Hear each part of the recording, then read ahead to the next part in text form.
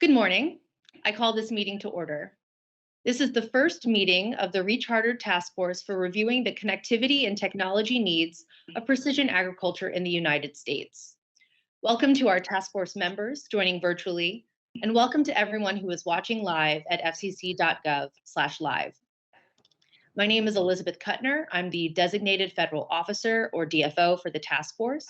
I'm joined today by Stacey Ferraro, our Deputy DFO, and our other Deputy DFO, Lauren Geary, is unable to join us today. So let's proceed to the roll call. Teddy Bekele, Chair, Land O'Lakes. Present. Dr. Michael Adeline, Vice Chair, South Dakota State University. Present. The Honorable Dale Artho, Deaf, Smith County, Texas. Present. The Honorable Loran Osley, Florida State Senate District 3. Present. Dr. Srikala Bajwa, Montana State University College of Agriculture and Montana Agricultural Experiment Station. Present. Andy Bader, Fifth Estate Growers, LLC. Good morning. Present. Julie Bichelle, Irrigation Association. Present. Anthony Dillard, Choctaw Nation of Oklahoma. Present. Michael Gomes, Topcon Agriculture. Present. Heather Hampton Nodal, Nodal Limited Farms. Present. Ryan Croft, John Deere. Ryan, did you say yes? Present. Oh, Yep. thank you. Okay. Oh, Jennifer Manor, Hughes Network Systems, LLC. Present. Joy Sterling, Iron Horse Vineyards. Present. Jimmy Todd, Next Tech. Present. And I don't think he was able to join, but is Robert Hance from Midwest Energy and Communications on? Okay. And then from the Department of Agriculture, Chris McLean, as Acting Administrator, Rural Utilities Service, USDA. Present. Great. All right, so we have a quorum and a full agenda for today. So with that, I'm going to hand it off to our chair, Teddy Bekele. Teddy? Great. Thank you, Elizabeth. And as Elizabeth mentioned, we do have a full agenda today. Pretty exciting and really happy to be with this group again one more time. So with that, we do have some opening remarks. And first and foremost, we'll start with the FCC Chairwoman, Jessica Rosenworcel. Chairwoman? Well, thank you. And thank everyone for being here today. And more importantly, thank you for joining us, being part of this effort. It really is public service. And I deeply appreciate your commitment to strengthening the availability of precision agriculture and connectivity in rural America.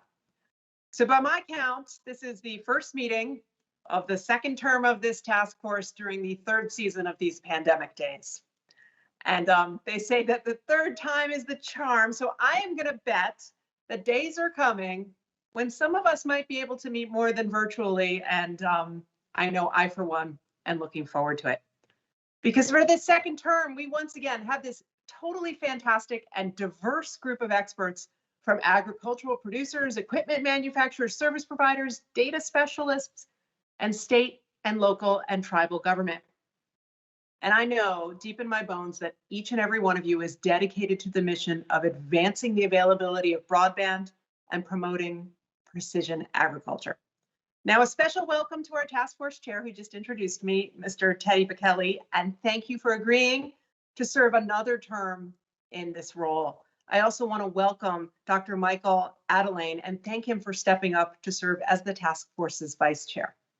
So we've learned a lot of lessons during these past 20 months together as we work to combat a global pandemic.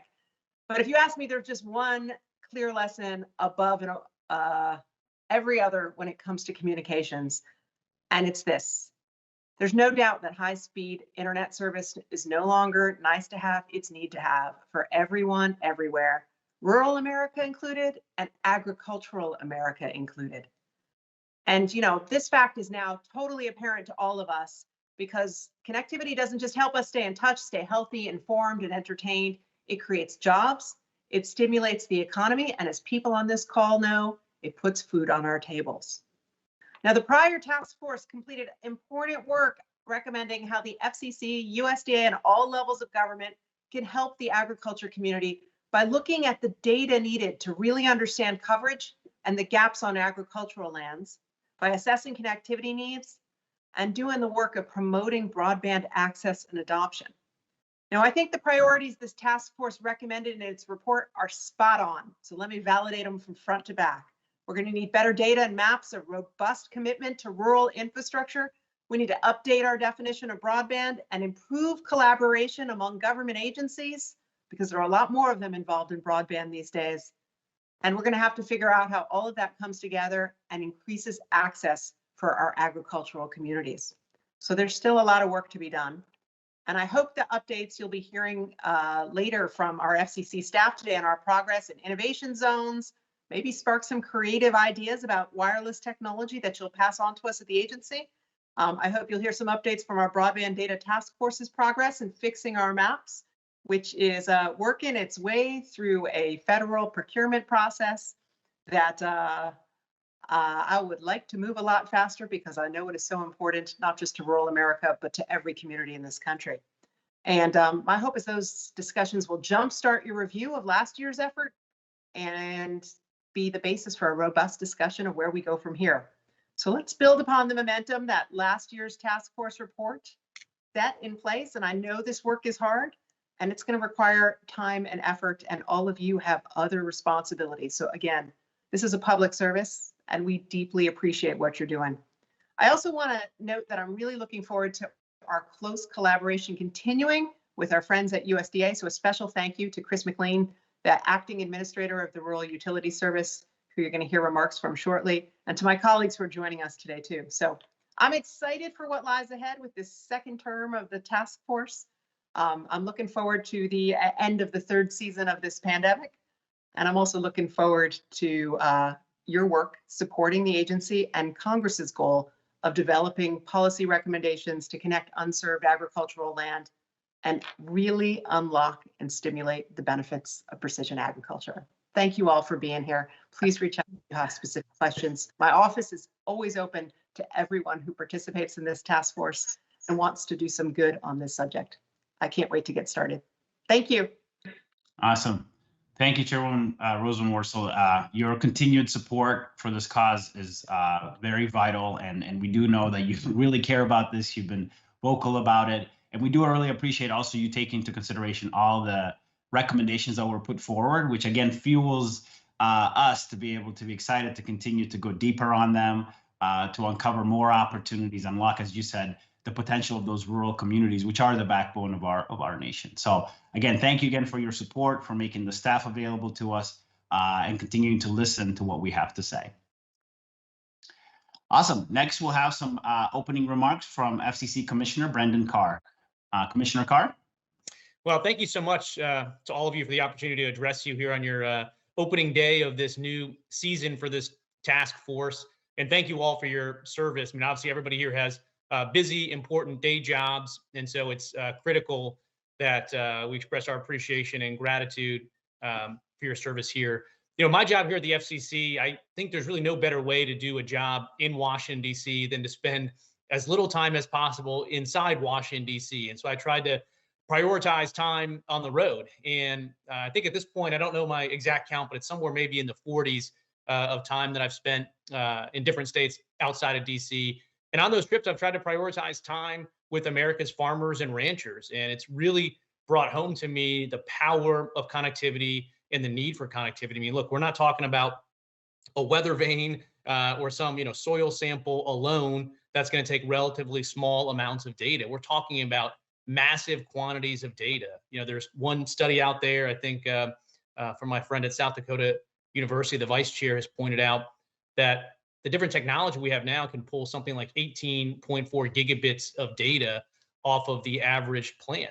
And so if you look at an entire cornfield, that's something like 28 times as much data as is held in the Library of Congress. Or another way to think about it is that's roughly twice the amount of data that an average smartphone user consumes in a month. And so when you look out there at each individual plant in a cornfield, I think you can conceive of it as a smartphone. And that starts to give you a sense of just the amount of data and the need for connectivity out there. And look, I've had the chance to meet with everyone from a group of peanut farmers in Tifton, Georgia, to, believe it or not, a musk ox farm all the way up in Palmer, Alaska, and everything in between.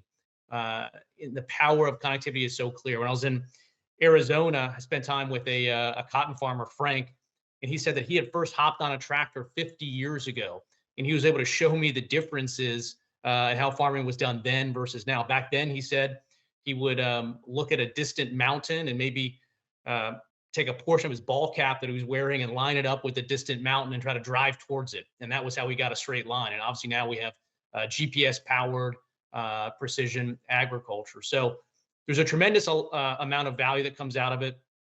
I mean, look, when I was in Farmington, Washington, meeting with Andrew and his team out there on a farm, they said that in terms of reduction in the number of weeds that they're spotting, he said he used to get about 40% of weeds. Now he's getting all of them thanks to the power of this precision ag. He's seeing a 90% reduction in pesticide use. And he told me he's using about 1/3 the amount of fertilizer that he used to use. So production is up, inputs are down. That's a great thing. And so the key to building on that is going to be connectivity. And one thing I'm focused on with this group is I want to make sure that we prioritize the needs of the rural communities where we have these farmers and ranches, because I'm a little concerned as we are increasing the target goal for high-speed broadband connectivity.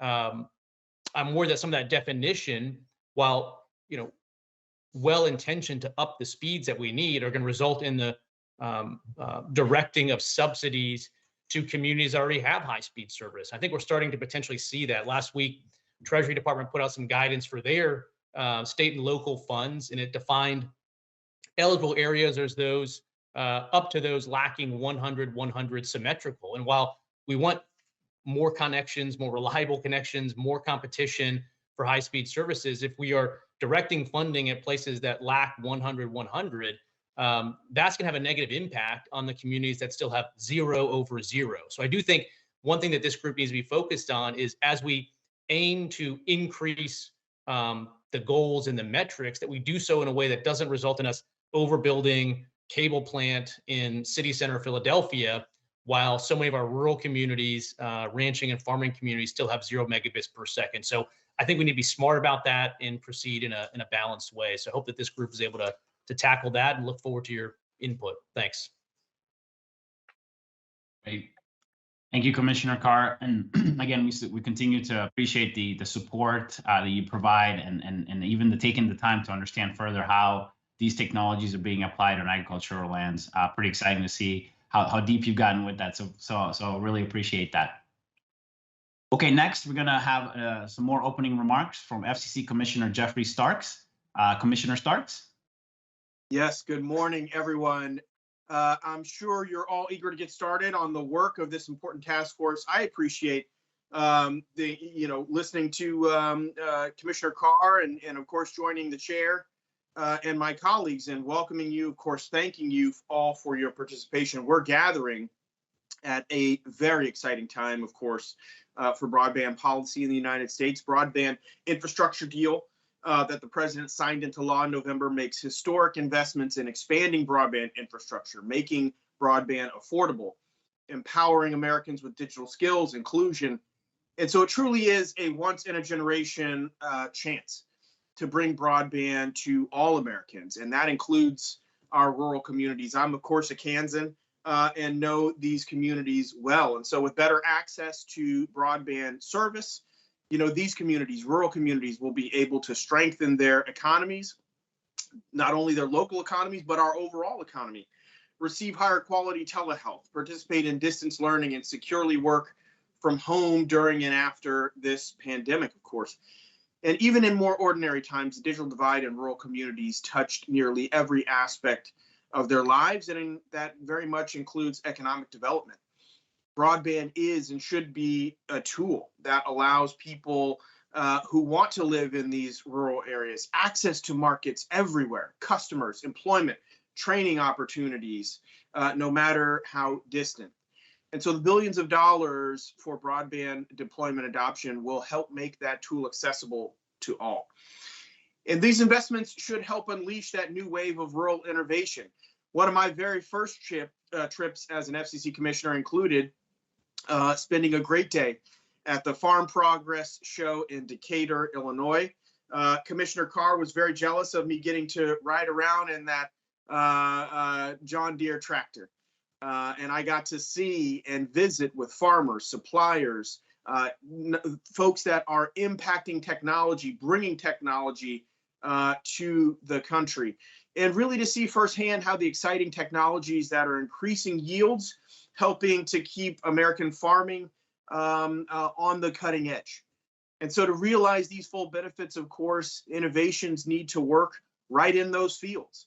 And so without adding a drive home or having to drive into town to upload and download that data. So better connectivity across these rural areas will fuel adoption of these very much exciting developments. And this isn't just innovation for innovation's sake. Many of you know, I like to say that network security is national security. But the real fact of the matter is that food security is national security too. And so I'm glad that the commission and all of you are focused on how we can bring broadband, use broadband for these tremendously important purposes. And so there's plenty to do. We need your experience, your expertise. And this is especially true when it comes to identifying and measuring the gaps in broadband availability on our agricultural lands. And so this is wrapped up with mapping as well. But Congress's historic investments, of course, need to be well targeted as well. And so the Broadband Task Force, we know, is hard at work, but I'm very much eager to the work that this task force as well is going to do. Looking forward to your recommendations and more broadly how we can promote broadband for these agricultural places. Thank you for your time. And of course, everyone be safe and be well. Great. Thank you, Commissioner Starks, and again, I'm glad you're also able to go onto the tractor and in the combine. Those are fun experiences, and you really get to experience the power of precision agriculture when you're in the equipment for sure. And also, I totally agree with you on the digital divide and how really connectivity will bring us all together and really not only unleash opportunities in those rural communities, but also give urban communities the ability to participate in what happens in the work that happens on agricultural fields. So really appreciate your support and love how we can bring this together. Thank you so much. Okay, next, some opening remarks from Chris McLean, the Acting Administrator for the Rural Utilities Service with the USDA. And again, I really appreciate the USDA also being very much plugged into this and supporting us with their staff, their time, and their expertise and knowledge. So with that, I'll turn it over to you, Mr. McLean. All right. Thank you, Teddy. Thank you very much. And on behalf of the United States Department of Agriculture and the Rural Utilities Service, I want to express our deep, abiding appreciation for returning, for past, and for new members of the Precision Ag Task Force. And of course, all the wonderful staff at the FCC, at USDA that supports the work of this task force. And for my friend and colleague Eileen Mofness from RUS, who is dedicated in being able to support the work here. Our nation's ability to affordably and competitively provide the food, the fiber, and energy to the world, and to reduce costs for consumers, as well as increase farm income, depends very much on the very technologies you are going to discuss and enable with the work of the task force in precision agriculture. And it goes beyond just the production of agricultural products, but also to our energy dependence and independence, deployment of renewable energies, and to preserve and clean the land, water, and air. That it all depends on being able to measure our inputs, control our ability to farm, and both effectively and profitably and affordably for the United States and for the world. And the work of the task force and the report of the task force has been very, very informative to our work at the Rural Utilities Service. The report was very, very timely and the work on that report as our agency formulated our latest offering through the Reconnect Broadband Loan and Grant Program. In the first 2 rounds of that program, we funded 175 projects, well over $1 billion of investment, and 90% of those projects came in at the 100 over 100 bandwidth speed or above. And as the task force was meeting over the last year, we were developing our latest round of funding. And on November 24th, we opened an application window for the 3rd round of funding in the Reconnect program. And we're presently actively accepting applications right now through our online portal, which closes on February 22nd, 22. You can remember that it's 2/22/22 when the gate comes down for our latest application round.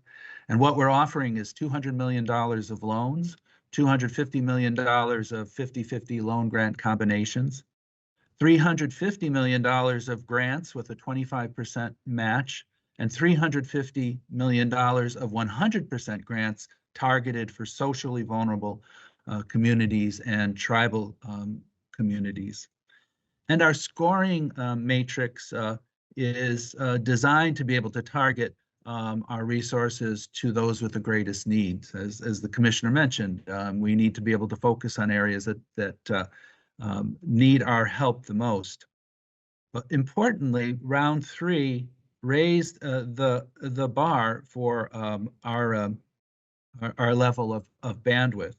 COVID demonstrated to the whole world the absolute need for all Americans to be able to have access to affordable, robust broadband services. So in round 3, we increased our eligibility criteria from 10/1 service or less to 100 over 20. And we increased our build to speed from 25/3 to 100 over 100. And I think you'll see some harmony in some of those targets and the recommendations of the task force. We also offer our applicants ways to leverage their RDOF awards and to feather RDOF awards into our awards to be able to meet our aggressive build to standards. Now, once this current round of funding is completed, RUS will almost immediately begin working on deploying $2 billion of funding that was included in the President's bipartisan infrastructure bill. And so more will be coming after round 3 is complete. But more than just make a commercial for our current round of funding, I just want to make the point that RUS and the Department of Agriculture listened carefully to the work of the task force. And I think as you look at the parameters that we set for our latest round of funding, you will see that those decisions were very much informed by many of the discussions that occurred in this forum. And so as we open up a new chapter in the Precision Agriculture Task Force, I want to thank you for all of your work. Again, thank the FCC, thank the private sector, and we really look forward to being full partners and look forward to the future recommendations of the task force. So thank you very, very much. Thank you so much, Acting Administrator. This is the support you and your team have given us in the last 2 years, and to be able to shape some of the recommendations have been critical. And I really applaud some of the work that USDA continues to do in rural communities, both on innovation, but also on some of the basic foundational pieces like connecting with the internet. So again, look forward to working with you over this next term, and again, we will be in collaboration as we develop recommendations and new insights and information that we'll gather. So thank you. Thank you very much. Okay, so the last 2 opening remarks are mine and the vice chair. So first of all, to my colleagues here on the task force, as the chair, I want to personally welcome you to the 2nd task force for reviewing connectivity and technology needs of precision agriculture. I also want to thank the FCC and the USDA for their leadership and believing in the work of this task force and the past task force as well. Also, special welcome to the new colleagues on this committee. I look forward to working with all of you. As mentioned earlier, my name is Teddy Bekele. I'm the Chief Technology Officer at Land O'Lakes, part of the America's largest and longest standing farmer-owned cooperative.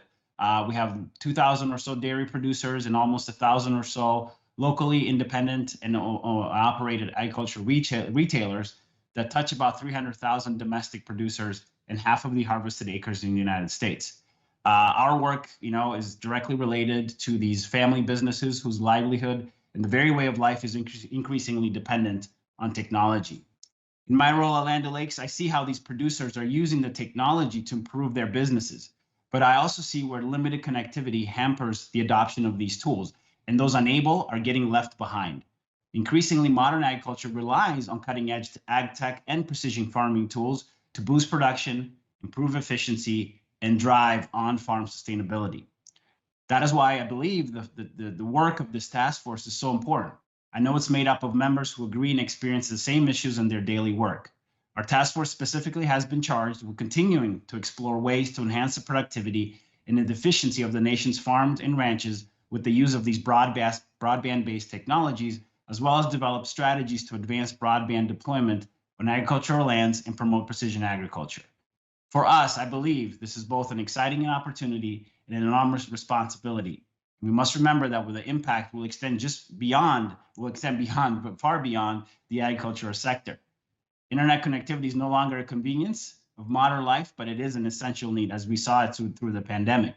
And without high-speed internet, equal access to educational opportunities, healthcare, and other vital services is nearly impossible, especially for those in geographically remote areas far from the cluster of hospitals, schools, and government services that are available in the metro areas.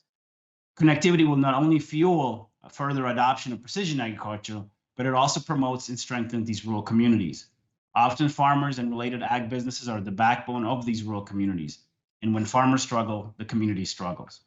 So I do believe that the work that we've done in the past 2 years, and then the work that we'll be doing is going to be essential to be able to give good recommendations to the FCC, to the USDA, and to Congress and other legislators that will be able to take the recommendations that we put in front of them and really turn them into realities. And we've seen that progress happen over the last 2 years, not only after the recommendations were put forward, but even as we were doing the work and as we were interacting with the various responsible parties.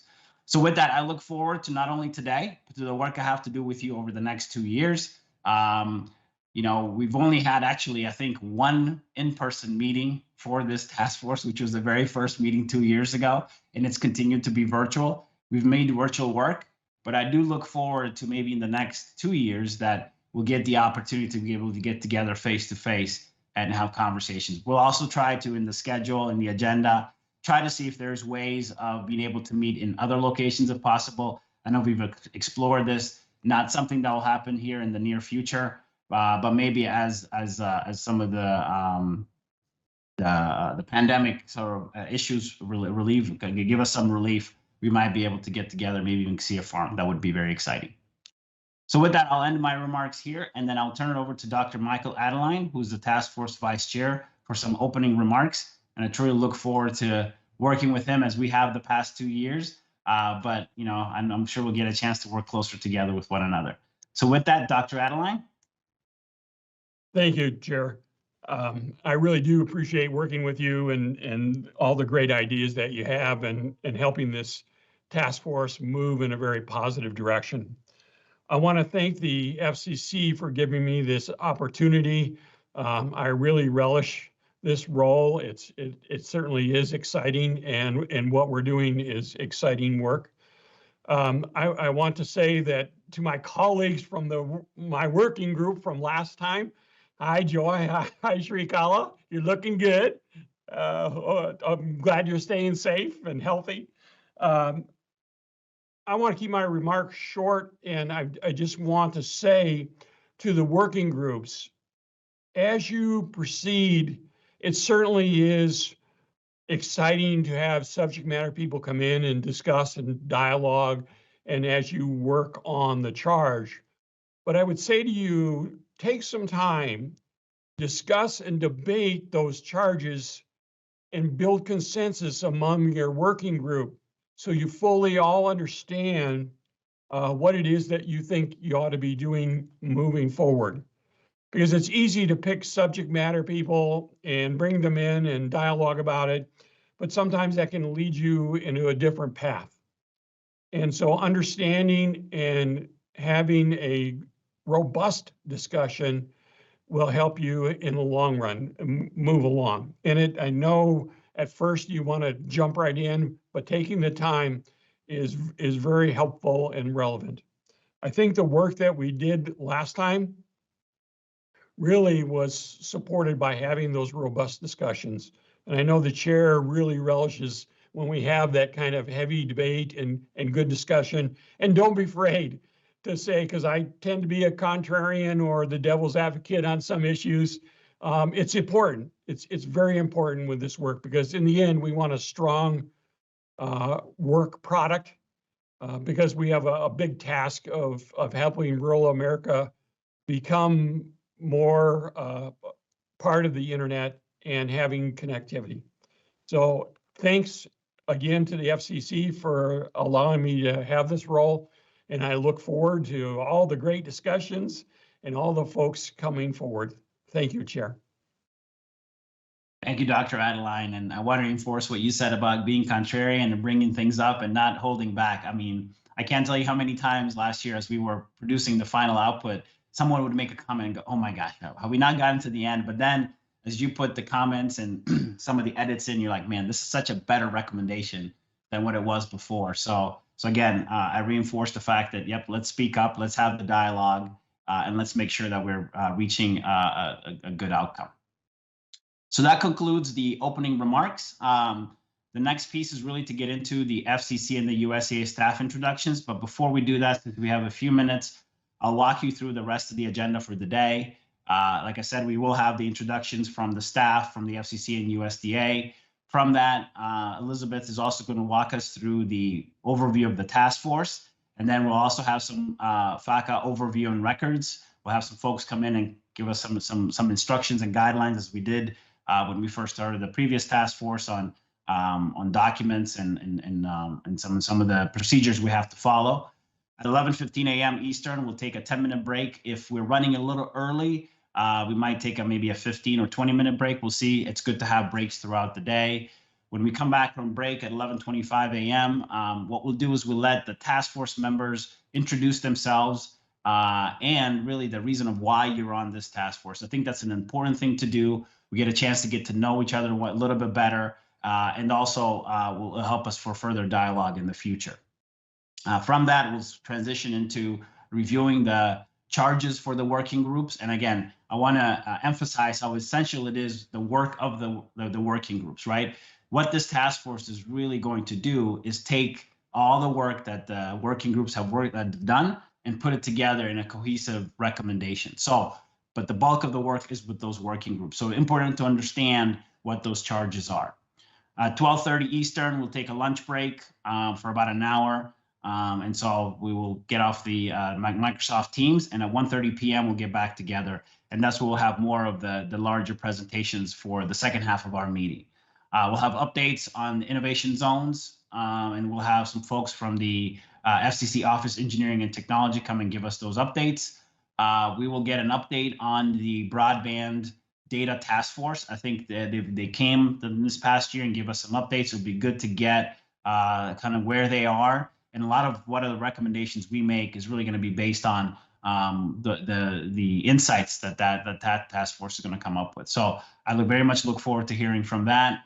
And then at 2:30 p.m. to 3:10 p.m. Eastern, myself and Dr. Adeline will a little bit walk through the recommendations from the previous task force, right? So we won't go too much into detail. The documents have been made available to you. You can go through it in much more depth, but what we will do is kind of just walk through the high-level recommendations from that task force, as well as I'd love for Dr. Adeline at that time, as a working group chair, to give a little bit of an insight to those who are chairs and those who will be participating in those working groups, what to expect and some tips and tricks as far as, and he's already shared some of those with us in the opening remarks. From there, we'll transition to open discussions and questions. And then we'll talk about some next steps and some tentative dates for our meeting for this year, and when we can have those. And maybe we'll talk about even some interim meetings in between if we need to have those. And hopefully at 3:45 p.m. Eastern, if all goes kind of by plan, we will adjourn the meeting at that point in time. So as you can see, a full agenda, but we do have some good breaks built in there. And again, if you have comments, questions, again, throughout the session, especially after we do the introductions, please raise the hand in Teams, and I'll monitor that on a regular basis and call you to be able to make those questions, comments, or remarks. So with that, Elizabeth, I will turn it over to you for some introductions of the FCC and then the USDA staff. Great, thanks, Teddy. We just wanted to sort of introduce ourselves. You'll see a lot of our faces virtually, but also we're just available for any questions or anything you may have. So we have an open door policy, again, virtually, but I just wanted to express that everyone at the commission is very excited for the second group to come together and really excited to see what you all have in store to get moving on some of the great initiatives and work that was done from the previous task force. So my name is Elizabeth Kuttner. I am an attorney advisor in the Competition Policy Division in the Wireline Competition Bureau here at the FCC. I mostly work on some numbering issues, specifically with 988 and the National Suicide Prevention Lifeline, as well as some of the supply chain issues over the past couple of years. And before I was in CPD, I was an attorney advisor working on emergency alerting in the Public Safety and Homeland Security Bureau. I am new to the role of designated federal officer. I previously served as deputy DFO toward the end of last year's term, and before that was a liaison with the Adoption and Jobs Working Group. So again, very excited to work with you all. Again, welcome to our new members, as well as those that are returning. And with that, I will hand it over to Stacey Ferraro for a brief intro. Hi, everybody. I'm Stacey Ferraro, and I am an attorney in the Wireless Telecommunications Bureau. I have been with the commission since 2008. I primarily work on wireless competition cases, mergers, transactions, spectrum issues, rulemakings. And if you have any questions on wireless issues, I'm happy to receive those. And I was with the deployment working group as their liaison, and we had a fantastic experience. And I'm excited about the next 2 years being the deputy DFO. Thanks, Stacey. And I do want to note Lauren Gary, who's our other deputy DFO, was unable to join. She is new to that role, filling in for me as I've been moved up to DFO. Lauren is an attorney advisor in the Telecommunications Access Policy Division in the Wireline Competition Bureau, and she primarily works with high cost. And I know some of you have worked with her before because she has been a liaison from the past term as well. So hopefully she will be able to join us at a future meeting. But again, the three of us are open and able, any questions, concerns, ideas, please don't hesitate to reach out. And I don't know if there's anyone else from the FCC that's on that wants to present, but I will see if there's anyone from USDA that would like to introduce themselves.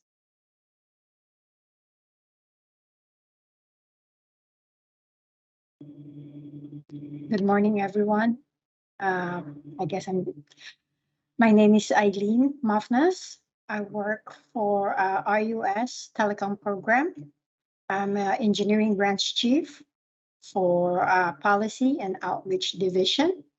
And we have 5 infrastructure program, which is the Reconnect, Telecom Infrastructure, Distance Learning and Telemedicine, Community Connect Grant Program, Rural Broadband Loans, Loan and Grant Combo, and Loan Guarantees. And I've been with Rural Utilities for 22 years. And I Aside from that, I also used to work for a rural borrower for 10 years. So I have a total combination of 32 years for RUS experience. So I'm stuck here. And thank you, everyone. And that's all I have to say. Thank you. Thanks, Aileen. And that sounds like experience. You are definitely a resource to have with all of those years under your belt. So thank you for joining. I also want to mention that beyond those who are immediately here and able to introduce themselves, we will have others you'll be hearing from throughout the day from the commission. And again, if there's others in certain topic areas that you want to hear more about, again, please reach through us and connect, but we are always available.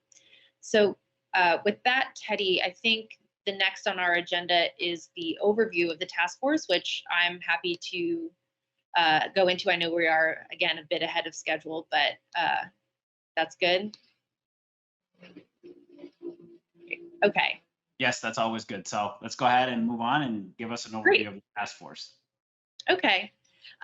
Well, we just wanted to give a brief overview of the task force. I know many of you are familiar with the task force from your work in the last term, but I just wanted to take a few moments to get us all on the same page with a high-level overview. So again, thank you all for your commitment and service to this group for this 2-year term, starting in 2021 through 2023. We greatly appreciate the hard work ahead to build upon the recommendations set forth in the report last year and then moving forward from there. So as you are well aware, the full title of the committee is the Task Force for Reviewing the Connectivity and Technology Needs of Precision Agriculture in the United States. It was officially established on December 4th, 2019, pursuant to the 2018 Farm Bill, and it was rechartered for a second 2-year term on December 2nd, 2021. The task force is charged with providing advice and recommendations to the FCC and others on how to assess and advance deployment of broadband internet access on unserved agricultural lands in order to promote precision agriculture. More specifically, the task force must assess the current state of broadband on agricultural lands, along with the broadband needs of precision agricultural technologies on agricultural lands.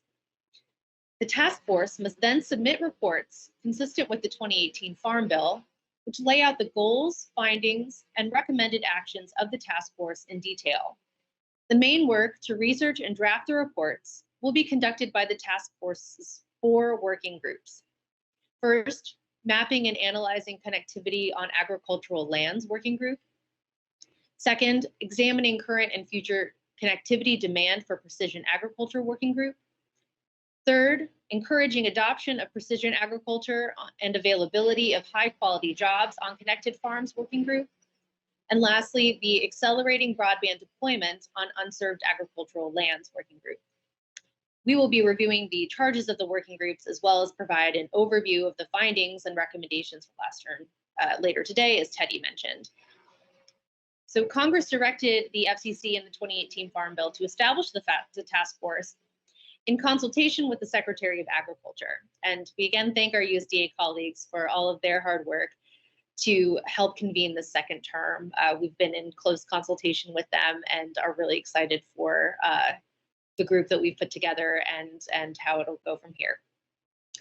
So lastly, the task force is subject to the Federal Advisory Committee Act, and my colleagues Tony and Paula will go into that in more detail shortly. But that will be an overview to provide an understanding of your ethical obligations under the FACA, which is establishes for all working groups across the government, but it sets forth certain requirements for records keeping and sort of the ethical pieces along with that. So with that, again, I know we are slightly ahead of schedule, and I'm not sure that our next speakers have joined. So I don't know, Teddy, if there's something else that we can discuss in the meantime or want to move around. It's great we're moving ahead of schedule, but I can touch base with our next speakers now. Yeah, no worries. What we can do is maybe let's take the 10-minute break now. and then we might accelerate the next one. But let's take a minute. It's 10:45 a.m. Eastern. Let's get back together at 10:55 a.m. Eastern. That sounds great. Thanks. Awesome. Thanks, everyone.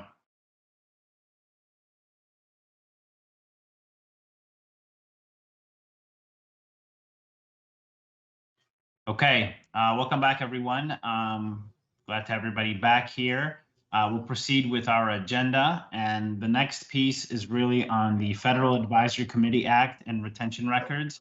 So we have Tony McGowan from the FCC as a FCC records officer, and joined by Paula Silberthal, which is the FCC Office of General Counsel. We'll go over some things to keep in mind for our task force, some important pieces that will come up over and over again, actually, as we have meetings. So it's good to have this overview. And if Paula at this moment is not on yet, if she's not able to join us, we might start with some introductions and then come back to an overview on the retention record. So with that, Tony, I'll turn it over to you.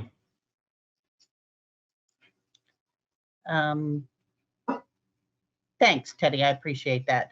So I am Tony McGowan. I am the records officer for the Federal Communications Commission, and our presentation today is really pretty simple. We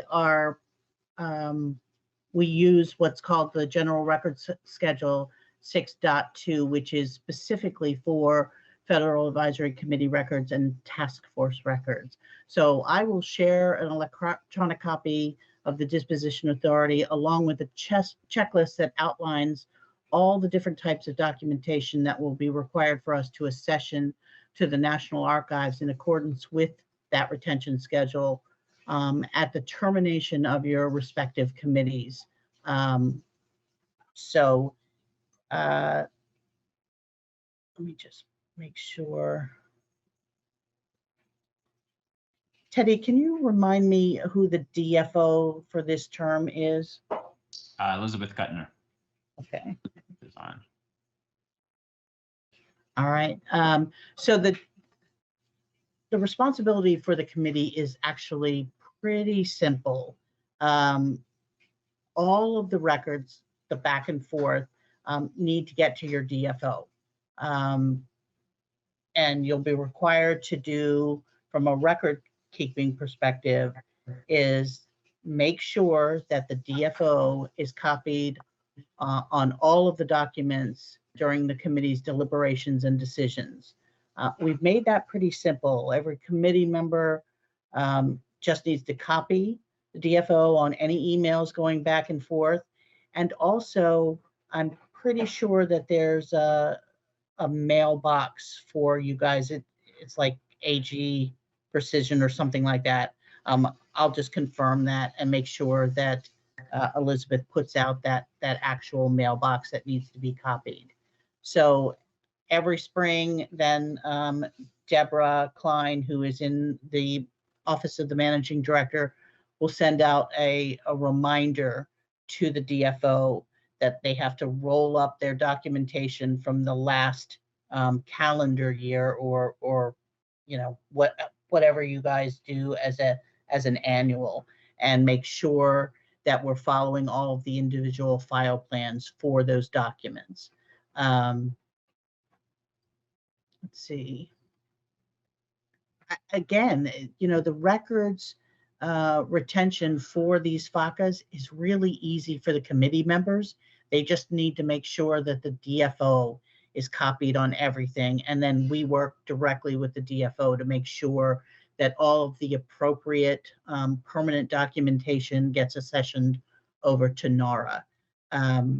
If anybody has any questions, certainly happy to answer them. If not, just forward them on to your to Elizabeth or Teddy, and they'll make sure that to get them to me, and I'll answer them. So I will provide a copy of the disposition authority as well as the list of the types of documents that we can expect to see during the term of the task or of the FACA. So any questions? Anybody from the task force, if you have any questions, just use the raise the hand feature in Teams and we can do that. But at this point in time, Tony, I'm not seeing any hands up. Okay, I'm good to go. I'll make sure that you and Elizabeth get those documents, and feel free to reach out at any point. Okay, great. Thank you, Tony. Okay. Okay, next, I believe Paula has also joined us. Paula Subertho is from the Office of General Counsel from the FCC. Paula, are you able to hear us, and is your microphone on? The mic is now on, yes. Yes, we can Thank hear you. you for that Awesome. reminder. And I also believe Elizabeth has your slides, and she'll be sharing them here in a minute. Yeah. And I'd just like to say thanks for having me. Some of you've heard this presentation before, but we always just do this as a bit of a refresher. And when I'm done, or even as I go along, if I see the little handshakes, I'm happy to answer any questions. Are we here? Can we go to the first slide? Right. So we're operating under a statutory provision, 5 USC Act 2, which sets forth the general concepts for advisory committees. And I would say that, and these are supplemented, the fine points are made by GSA promulgated regulations. So guiding principles are openness in government, which is why these meetings are all notified in advance and held publicly. We're required to have diversity and balance in membership, and this leads to public accountability. Next slide. Next slide. Yep. Okay. So we give timely notice. You folks know that. You're here. You had timely notice. And meetings, as defined under the GSA rules, by the way, can include video conferences like we're having now. And even if a quorum of you got on the phone and talked to each other, that would be a meeting too. Okay, next slide.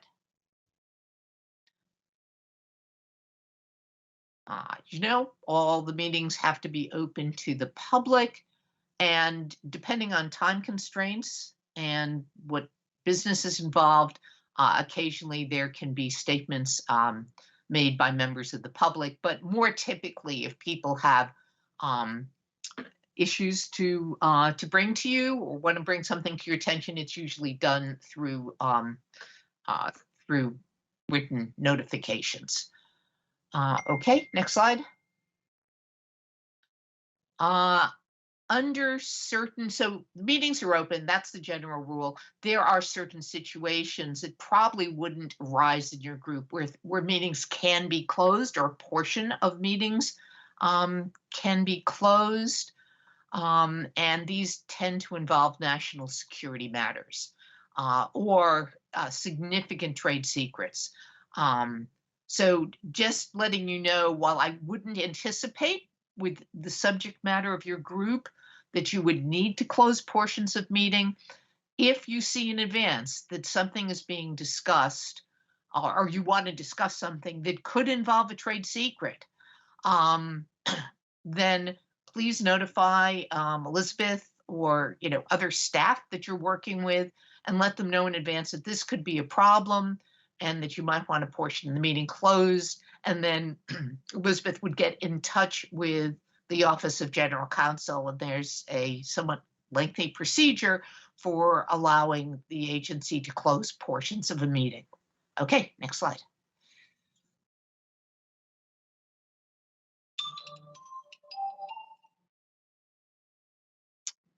Okay, we keep minutes of meetings.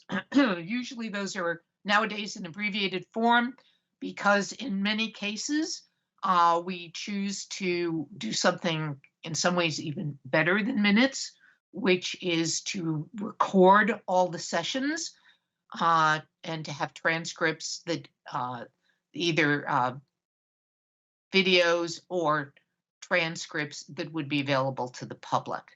So that tends to be the direction we head now, but we do typically keep sort of condensed minutes as a bit of a guideline as well. Okay, next slide.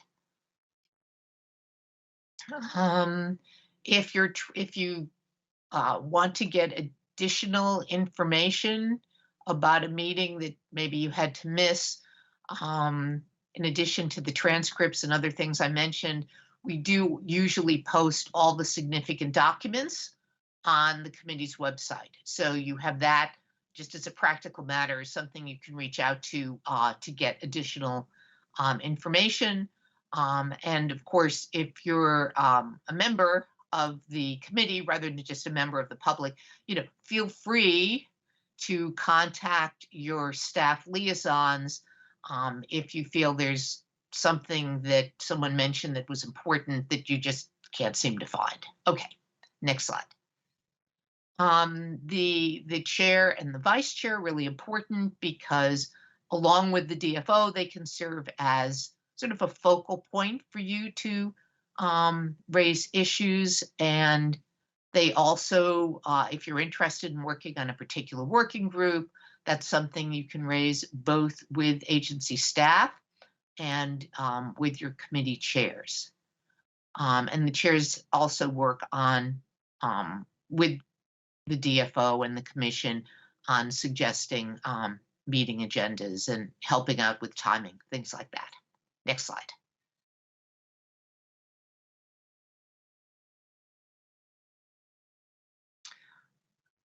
The designated federal officer is the key person that you're working with.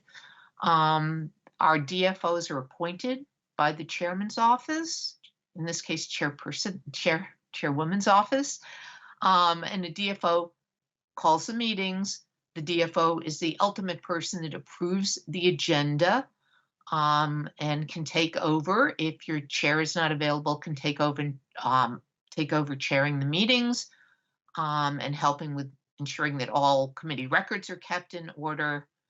But basically, the DFO is your key focal point for raising any concerns you have, for asking questions, for saying maybe you have a legal issue you want to address. Let your DFO know, and she will get in touch with OGC on matters like that. Next slide. Record keeping, I'm going to skip over. You have it here in the slide, but that's already, Tony's already addressed those matters with you. I would just reinforce on the record keeping, be sure to send everything, all communications at a working group level or at the parent group level through the special FACA mailbox that's been set up for you. Okay, next slide. So this is sort of an important topic, working groups, like what do working groups do and what can they do versus what can the parent committee do? So your working groups in which all of you will be participating are allowed to do the following: get information, but not through formal surveys. We'll get to that later. That would require PRA approval. So you can informally gather information, draft reports, have discussions or preliminary findings. And significantly, because this is all preliminary and it's mainly getting information as opposed to making decisions that are binding on the group. So you can meet in closed sessions. You don't need public notice at the working group level. And that's because your decisions might be final at the working group level, but they're not binding on the parent FAC, on the broader FAC. So anything that you decide, any proposals you have at the working group level, they won't go to the commission. They first have to go and be debated by the full committee that's meeting today. Okay, next slide. Okay, so here are the cannots. A working group cannot usurp the functions of the full parent advisory committee. So therefore, when working group makes recommendations, they have to be fully deliberated upon at the parent advisory committee level. So no rubber stamping is allowed.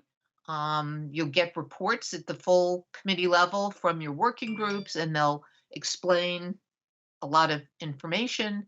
And then you folks as a full body will need to consider those.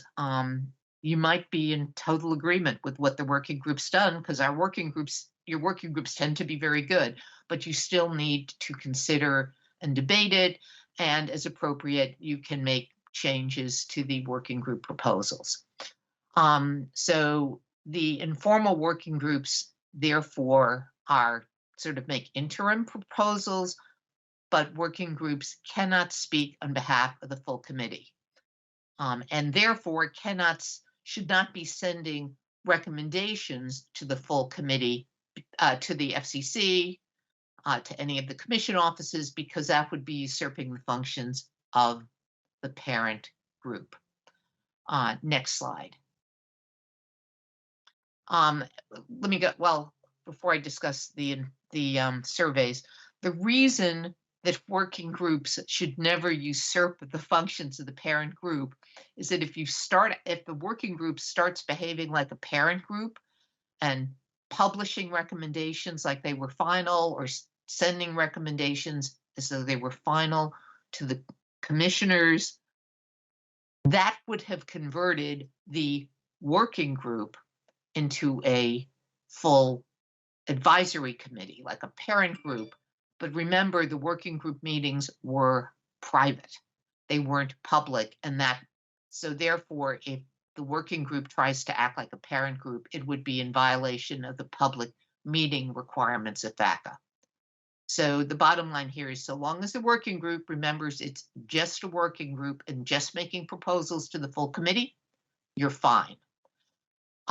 Turning to the surveys, I think your group had some survey issues last time. You have to be very careful about not doing surveys that would fall under the Paperwork Reduction Act, because since you're acting sort of under the auspices of the FCC, there needs to be compliance with the Paperwork Reduction Act if you ask identical questions to more than 9 people or 9 organizations. That will trigger the PRA.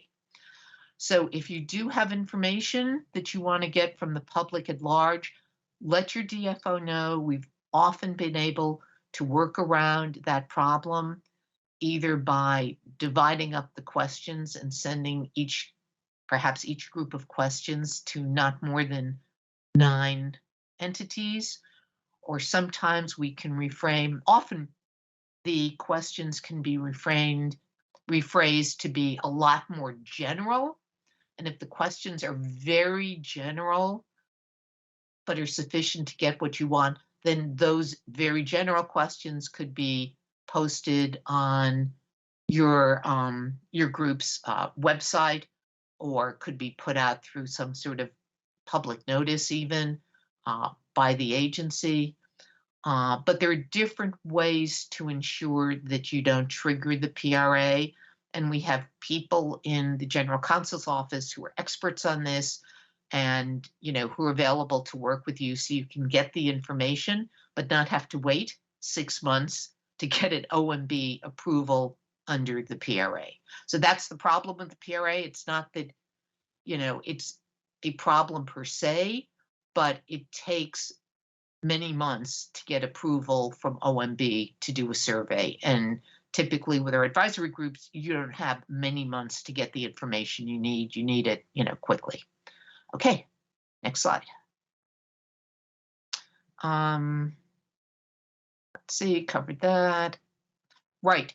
The membership on any working group needs to be less than a quorum of the full committee, because otherwise, if the working group consisted, say, of just about everyone on the full committee, your meetings would be considered to be committee meetings and need public, a public notice.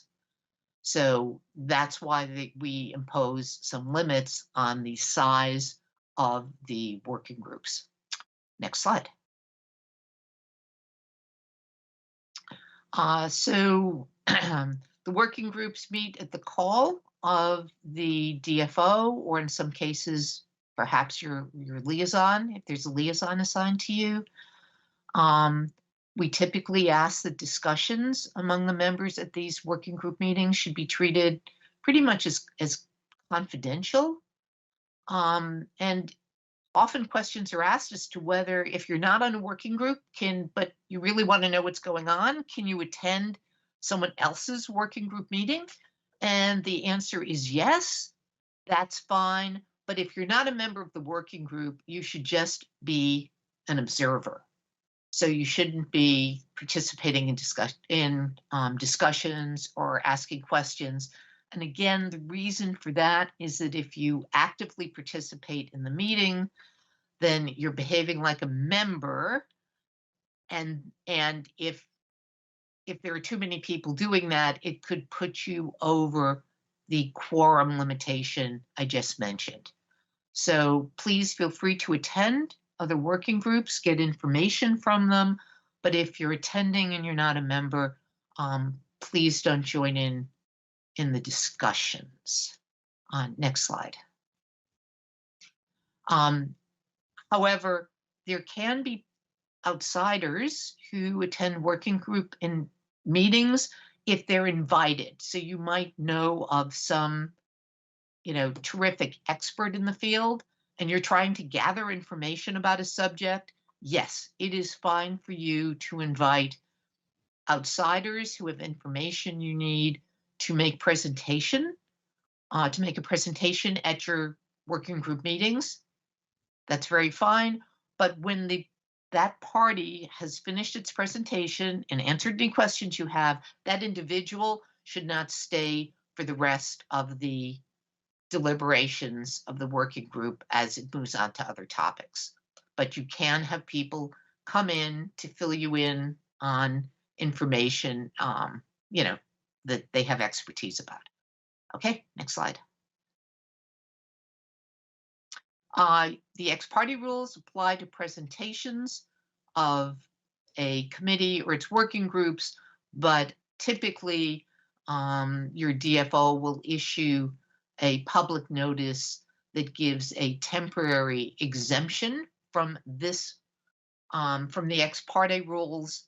And the way we will handle it is that if there are any proceedings that develop in which the agency wants to rely on information obtained through informal conversations that would have otherwise been subject to ex parte, we will ensure that that information gets put into the record of that other docket. But typically we do have an ex parte exemption, and I'll leave it to your DFO to let you know if that's already in place for you, or if not, that can be done, shortly. And that way you don't have to worry about making ex parte filings when you're talking to decision makers about matters that arise from your work on the committee. I would say, though, this ex parte exemption would be for presentations committee members or working group members make in your capacity as a committee member. But if you're already let's say you're part of it, let's say you're a member of a company, and that company has a view about matters that are pending in a rulemaking, and you're making a presentation on behalf of the company as opposed to on behalf of your advisory committee, then of course the exemption would not apply to presentations made outside the scope of your work on the committee. Okay, next slide. Oh, Paula, I just want to add that we have shared that ex parte exemption in the public notice announcing this meeting and the members for the new task force. Awesome. Okay, so everyone's in the clear. can go to the next slide. We already covered that. And we just covered it. The exemption runs, just to repeat, the ex parte exemption runs when you're making presentations in your capacity as a member of the committee, but it doesn't apply when you're giving either your own individual views or that of some organization or company that you're a member of. Okay, next slide.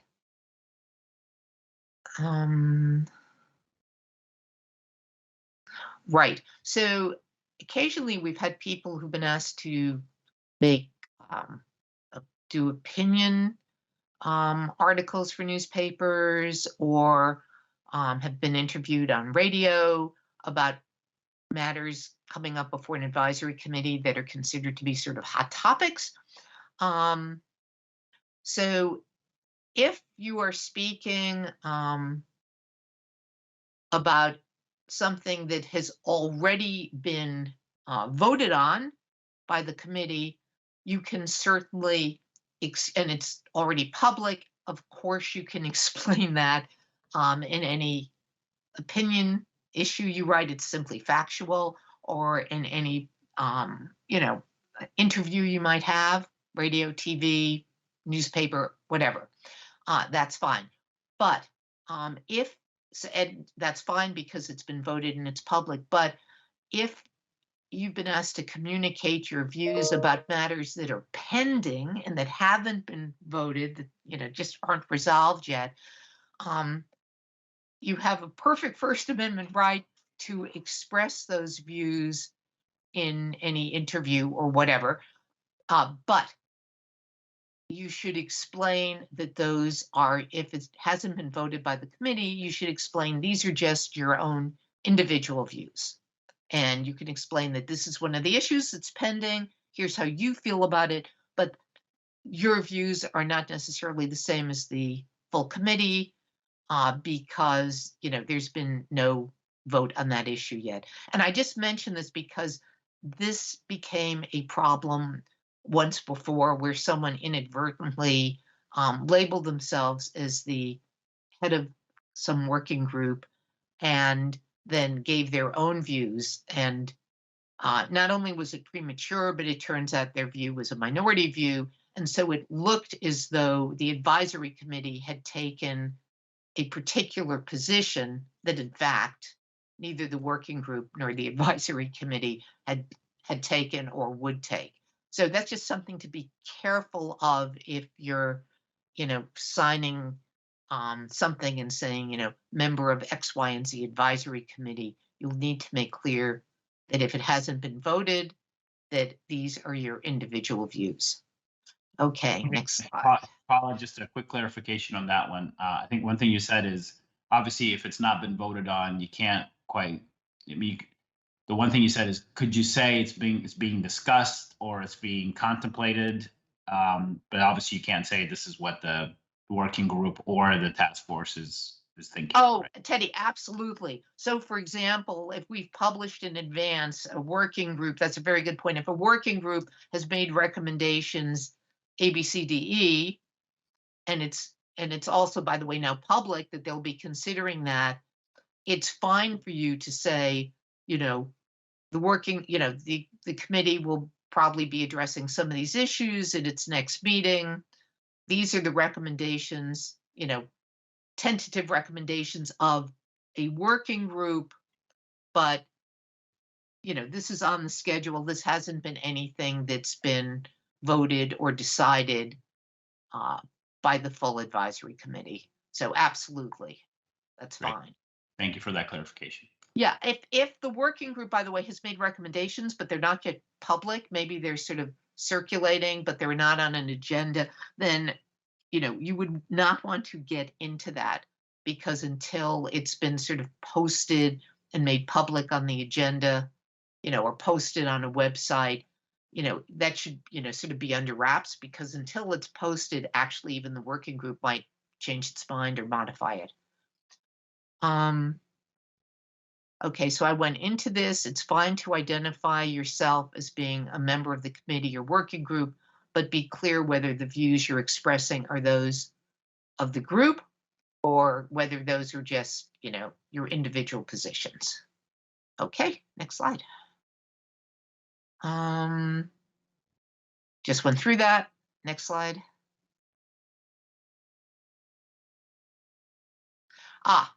So this is a request sort of from the agency that I remind people of this.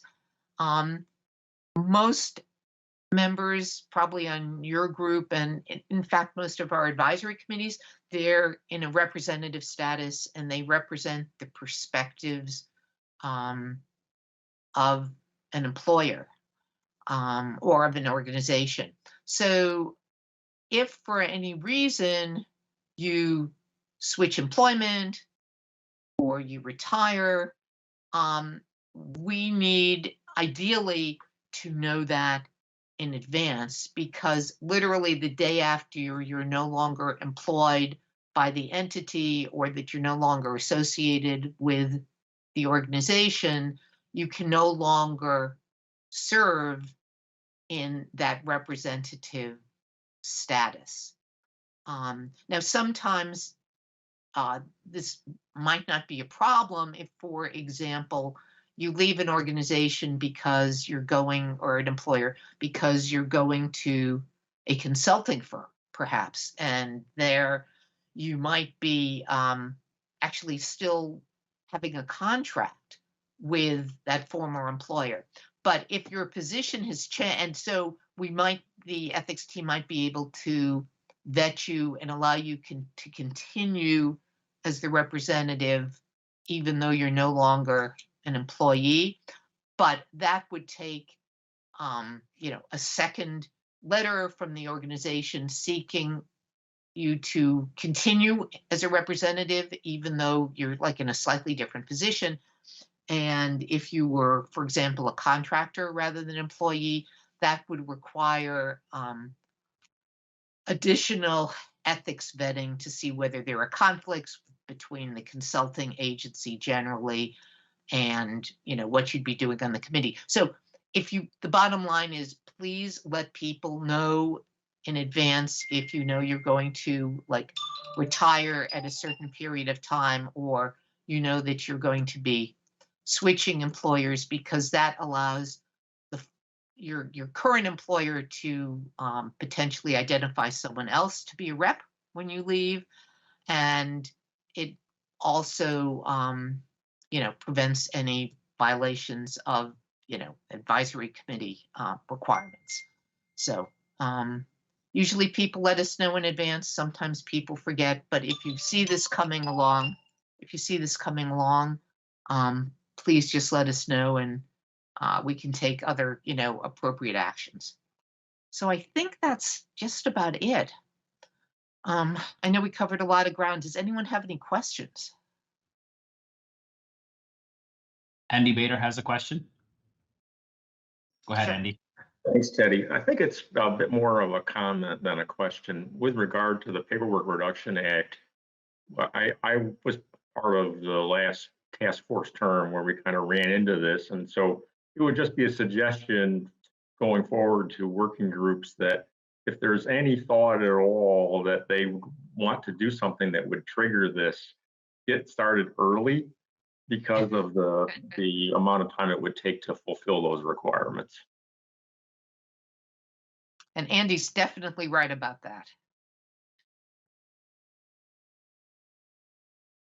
Thank you, Andy. Any other questions or comments?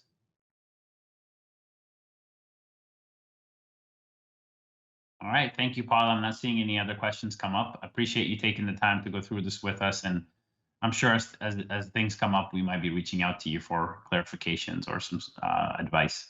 Okay, thanks very much. Good luck with everything. Bye. Great. Thank you very much. Okay, so the next piece in our agenda is to do introductions. And again, this is for the task force members. A quick intro about yourself, maybe the organization you're working with. And the one thing I think I would appreciate to hear is, you know, your why for being on this task force and why you've applied. I think that gives us a little bit of good grounding as we have conversations forward, and also understand the point of view as we get into discussions about various topics. So with that, Elizabeth, I'll ask you maybe to help me go through the task force members. So as your name's called, please, if you can, turn your camera on, come off mute, and move forward with your introduction. Sure, thanks, Teddy. First up, we have Dale Artho.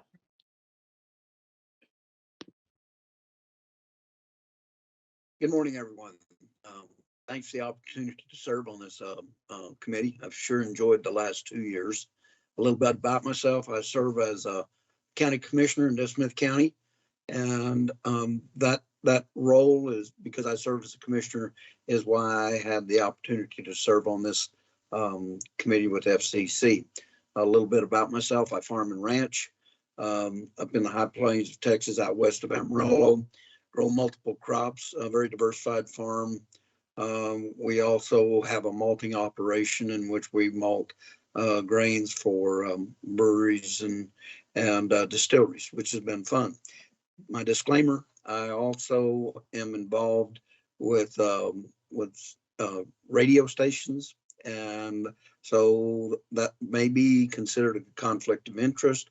Been assured that it's not, but I'm just letting y'all know, hey, got some radio stations out here in the Panhandle, and I do have licenses to operate those stations through the FCC.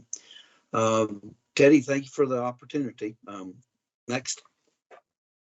Great. Thank you, Dale. And also a good reminder, if you have any things you need to disclose, as Dale had just done, please do so during the introduction. Again, glad to have you on the task force again and really look forward to working with you. Elizabeth? Who's next? Yes, I think is Loran Osley on? I know she had to pop off for a vote, but if she's not back, we can come back to her. She is still in committee at the moment. Okay, not a problem. Dr. Bajwa? Good morning, everyone. I am located here in Bozeman, Montana, and I serve as the Vice President for Agriculture at Montana State University. I am in this committee because we have research farms all across the state, and Montana is one of the least connected states in the country. We also have faculty working with the agriculture producers outside of our own research farms with the agriculture producers where also connectivity is a problem. And there are also 12 federally recognized Native American communities in Montana with the same problems. So that's, although I am from Montana, I think this is a challenge in the Mountain West region. That is my interest. Now, talking about the conflict, I sit on 3 different agriculture organizations in the board as an ex officio member. One is the Montana Ag Business Association, Montana Wheat and Barley Committee, and Montana Pulse Growers Committee. That's all about me. And my background is precision agriculture. I am personally interested in this as well because of my research background in precision agriculture. Thanks. Next up, we have Andy Bader. Good morning. I'm Andy Bader, and I'm a very small farmer, probably the smallest of the small. I only farm extensively in April of each year, baling switchgrass mulch that I sell to predominantly to organic strawberry growers. It's an extremely low tech. I think our presentation was supposed to describe our use of precision agriculture. I'm extremely low tech as far as a precision agriculture utilization factor. I am, though, no stranger to working with the Federal Communications Commission. I'm a retired digital television engineer. I spent a lot of time walking the halls of the Federal Communications Commission. I did a lot of work in standards and regulatory issues over the years before I came back to farming. So it's an area that I'm quite comfortable with. I was asked by the General Counsel's office to disclose that I am on the board of directors for Pennsylvania Farm Bureau. I represent the interests of three counties here in Pennsylvania, Center, Clinton, and Lycoming counties, which is basically a mixture of farmers, including a lot of Amish farmers. So I spent a lot of time working with small farmers for Pennsylvania Farm Bureau on issues as diverse as the dairy situation all the way to elk eating farmers' crops. I also, when I had talked to General Counsel's office, I mentioned that I was nominated for the American Farm Bureau Federation Issue Advisory Committee for Technology, and I am now on that committee. I have not yet attended the meeting, so I do not know what conflicts of any, if any, will occur with that nomination, but I will recuse myself as necessary. And then two final points here. I was also asked to disclose that I'm a stockholder in American Tower Corporation and Amazon. And then my final point would be, I recommend everybody Google yourself. If you Google me, you will find references to my being a farmer, but you'll also see Andy Bader, who's a yoga instructor. So I always tell people, don't be shocked if you see me pop up on a working group call in yoga clothes, that yeah, I am also a registered yoga instructor. Great, thanks, Andy. Up next is Julie Bichelle.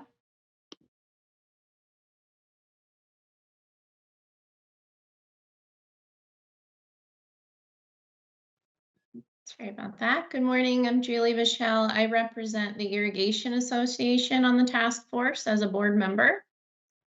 The Irrigation Association's mission is to promote the use of efficient irrigation across all industries. That said, I've spent my career in efficient irrigation, precision agriculture, and water management. I previously served this task force as the vice chair of the Adoption and Jobs Subcommittee, and I'm honored to serve again and thank the FCC for the opportunity to do so. I wanted to serve because I feel agriculture and rural communities are the backbone of our country, and I'm quite passionate about conserving water for ag use and the adoption of precision agriculture, and both of those roles in rural economic development. I would like to disclose to the task force, I'm also president of Page Wireless. We are a LoRaWAN and broadband connectivity company for precision agriculture. I'm also the director of Page Precision Ag. Should a topic arise that's in conflict with my role in the task force, I will happily recuse myself and make you aware of that. Thank you. Thanks, Julie. Up next is Anthony Dillard.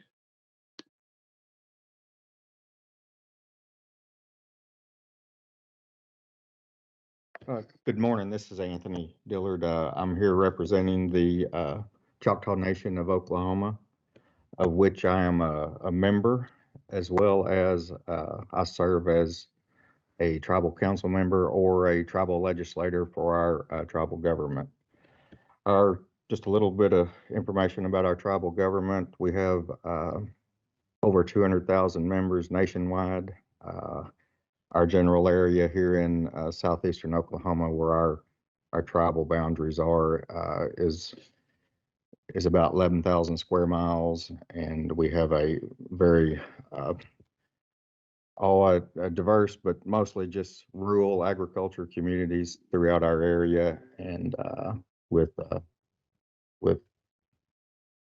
probably our area probably has about 400,000 residents, possibly, maybe less than that, probably about 275,000 probably. So pleasure to be back serving the task force for this next term. Some of my reasons for wanting to serve would be to try and help to expand the broadband connectivity for our rural areas, both in the agriculture community as well as just the general community, which suffers from lack of connectivity. So I needed to disclose some of the local boards, the community boards, which I serve on. The first one being a member of the board of directors for the Southeastern Electric Cooperative, which is a small electric cooperative that has about 17,000 rural members. I also serve on our local rural water board, Atoka Rural Water District 3, which we serve about 600 members here in just a very rural local area of my residence. I also serve on the Atoka County Medical Center Board of Directors, which is our county hospital, which our county constitutes probably about maybe about 16,000 residents within our county, but of course we service our entire service area. And also, I'm also a member of the AmeriState Bank Board of Directors, which is one of our local banking institutions that is here in my area.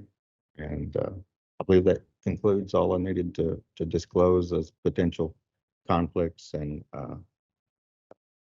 be sure and recuse myself if that instance comes about. Thank you.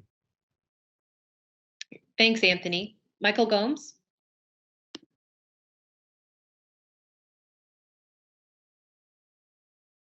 Sure thing. So Michael Gomes, my day job is I'm VP of Business Development for Topcon Agriculture, which is Topcon. We manufacture quite a bit of the hardware used by the equipment industries, and so that would be things like GPS, as well as application rate control to control the amount of seeds or fertilizers or sprays, or spread for spreaders. We make, for example, electronic sensors for boom heights control for spray booms and weighing, those kinds of things. And so we do the in-cab consoles and kind of all the different pieces of hardware and as my day job. And so that's a little bit on Topcon and who I represent here. Why am I on this is my second term around. I was on the first term, was very thankful to serve in that capacity. Why am I here? I'm here because I believe in really the opportunities that precision agriculture offers for growers, and I've seen those in action around the world, and I see a lot of that opportunity where it changes people's lives and really improves people's businesses here in the United States. And so to be a part of that and to be able to help in that respect is a ton of fun for me. So on the disclosure side, I've got a few. I actually am joining you today from the building of the Association of Equipment Manufacturers. I serve on a couple of different committees for them. I'm on their Ag Sector Board, and then I also serve on their regulatory working group, as well as the working group for innovation that has to do with industry standards with the Ag Electronics Foundation. And I also serve on their Future of Food Committee meeting. I also serve on for a nonprofit, the Ag Data Cooperative, which is a not-for-profit that was established in order to bring together data lake information from machines, because the data streams flow to a data lake. That data lake is operated as a not-for-profit by a number of us industry members, so that then we can then help the industry get to the next level. Those are my only two disclosures. If anything would come up, I would be more than happy to recuse myself. Thank you very much, and look forward to working with you. Great, thanks, Michael. Next up is Heather Hampton-Nodal. Well, good morning. I'm Heather Hampton-Nodal from Fillmore, Illinois, and we farm corn, soybeans, winter wheat, and as long as the fence is still up, we have 22 pairs of Black Angus cattle southwest of here a few miles. In terms of the why, it's so rural America.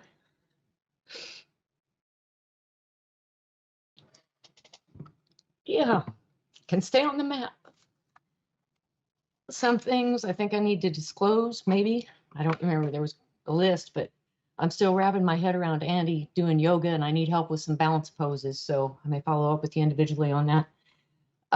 Governor's Rural Affairs Council for Illinois, and participate in the Broadband Advisory Task Force as well.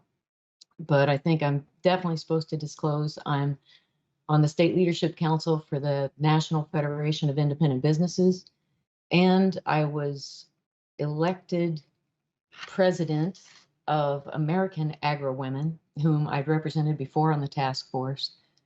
I was elected president in November, which was not on my radar a year ago, but now it's very much part of my reality. I had served on the task force previously as the vice chairman of accelerating broadband deployment on underserved agricultural lands. Thoroughly enjoyed that, and look forward to working with this group, the full task force, to keep moving things forward. Thanks. Great. Thank you, Heather. Next is Ryan Croft. Yep, thank you. Ryan Krogh, here representing John Deere. I've worked for John Deere for about 20 years. One of my past roles was in charge of connectivity. Very clearly, precision agriculture is very, very important to John Deere, and our initiatives as we move more to a tech-based company and bringing that technology to our customers. Connectivity is the backbone in which we bring that technology to our customers. So very interested in this task force due to those reasons, and bringing value to all of our customers in the ag community. Thank you. Nothing to disclose on my side. Great. Thank you, Ryan. Jennifer Manor. Hello. Oh, can you see me? Something's wrong. 1 second. Can you see me okay? Oh, there you go. So good morning, everyone. Jennifer Manor. I'm Senior Vice President at Hughes Network Systems. We're a global satellite operator. I started very young, 30 years of experience in the telecommunications market. I've worked 3 times at the FCC, starting as a staff attorney, then as an advisor to, no offense to the other commissioners who spoke today, but the best commissioner ever, Kathleen Abernathy, and then most recently as Deputy Chief of Public Safety and Homeland Security and Deputy Chief of the Office of Engineering and Technology. I've also worked in a number of companies, including the former phone company MCI, and in the satellite industry for a number of years. I have a fairly large expertise in spectrum, and I just released at the end of the year my latest book called Spectrum Wars: The Rise of 5G and Beyond, which supplements a previous Spectrum Wars book I wrote earlier in the century. And so I bring a fair amount of experience in deployment, understanding technologies, and getting service out to rural areas, which of course is something my current company is very interested in and very focused on, and something I'm very proud about. Just a side note, since I didn't know Andy was a yoga teacher, I'm actually also a filmmaker. My first film went to the Cannes Film Festival, and I'm working on my second film, When Wire Was King: The Transformation of Telecommunications, which tells the story of competition in telecommunications. So you can tell I have a true interest in telecommunications, and getting service out to those in need, especially in the farming community, is something I'm passionate about.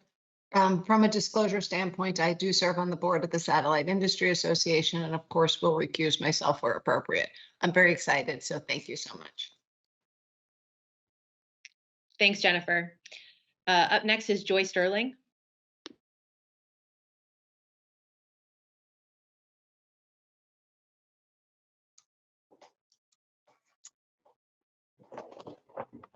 Good day, everybody. Thank you very much. My name is Joy Sterling. I am CEO of my family's winery, Iron Horse Vineyards, in Sonoma County, California. I also serve on the California State Food and Ag Board. I was privileged to be on one of the working groups chaired by Dr. Adeline on data and collection and mapping. I'm an advisor to the California Broadband Council, and it's an honor for me to join this task force. I'm passionate about bridging the digital divide. I feel that this will be fundamentally transformative in this country. As a Californian, certainly the importance for agriculture is huge. Monitoring and conserving precious resources, especially water, and also everything we're asked to do on the front lines of combating climate change, And also, I feel strongly that bringing the technology in is very key to enticing new young farmers into American agriculture. Thank you. Great, thanks, Joy. Up next is Jimmy Todd.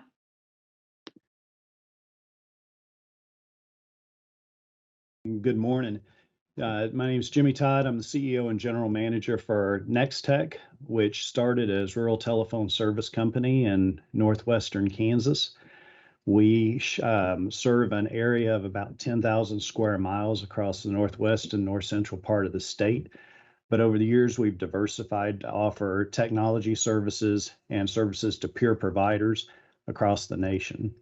One of the things that made this appealing to me is I participated in the working group with Heather and Anthony the past couple of years, and felt that it was an opportunity to share what it's like trying to serve rural areas.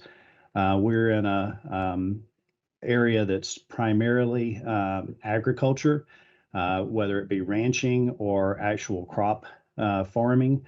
But that is who we are, and that's important to me, that the efforts that we make going forward and the recommendations that we make are able to be implemented in rural areas across our country. I've lived across the country in other areas besides Kansas, and our rural areas need to be connected as well as any others.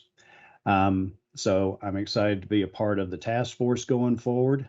I do need to share that I am on the board and the board chairman for Nextech Wireless. We're one of 3 owners of that. It's a mobile wireless company that serves a portion of Kansas. I'm on the WTA, which is telecom companies that are small independent organizations. I'm the board president for that organization. I'm on the board and the vice chair for NRTC, which is an organization made up of electric co-ops and independent telcos. I'm on the Kansas Fiber Network board. I was one of the founding members of that group, and that's a statewide fiber network across the state of Kansas. And was recently elected and will be the incoming secretary for the Fiber Broadband Association. I look forward to our discussions and how we can help push forward the efforts of precision ag in our country. Thank you. Great. Thanks, Jimmy. I think Loran Osley is back on. Loran? Yes, I am back. And thank you all. I am Loran Osley. I am a state senator in the state of Florida. And while you might not think of Florida as having a huge rural population, I represent Senate District 3, which is in the Panhandle area. So while I have the urban center of Tallahassee and the capital, I have 10 surrounding counties that are very rural in nature. I have every form of agriculture you can imagine. So our districts are 500,000, a little bit over 500,000. So I span 11 counties. It's 5,000 square miles. So it's the largest district in Florida. And agriculture is a very important component. I have long been an advocate of broadband access. Obviously, the pandemic has heightened everyone's awareness of the need in schooling and the healthcare and going to work. But I was newly elected to the Senate district and have just recognized the importance of broadband to our agricultural community. Precision ag, as everyone has already indicated, is a way to keep people in the industry. It is a way to make sure that we're conserving water and doing everything that we can to sustain our land and water that is so valuable in a state like Florida. So I'm so excited about the opportunity to bring the two together, the precision ag and the need. It's not possible without broadband access. So as I've dug into broadband and as a policymaker, I've recognized that everybody wants to push us to, the affordability and the adoption issues in urban centers, because that's the fastest way to bring more people online. And the harder part is this rural piece. And so I'm really looking forward to working with all of the resources and learning as much as I can from all of you, and bringing,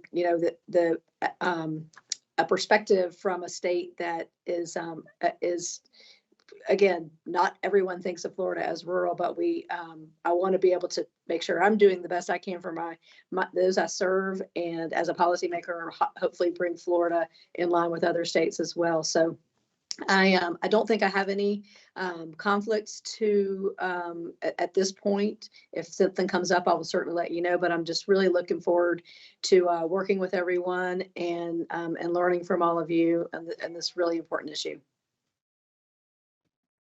Great. Thank you, Loran. Dr. Adeline, did you have anything else that you wanted to add? I know you shared a lot with your remarks earlier.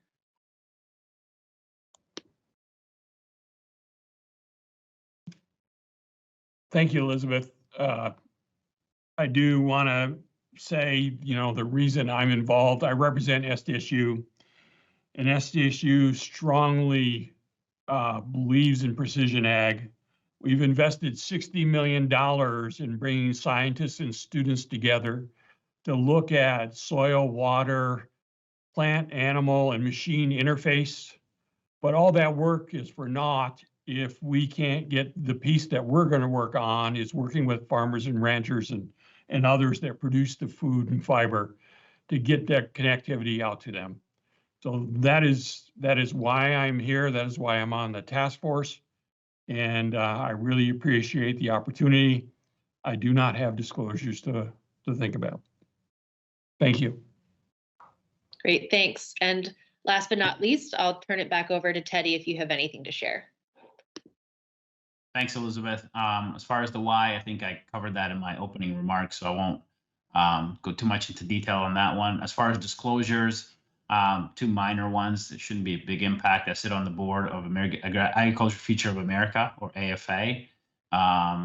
It's a group that looks like young students that come into that are in college today and developing and sharpening their leadership skills as they then eventually get into the agriculture industry. And then I'm also the chair of the Minnesota Broadband Task Force.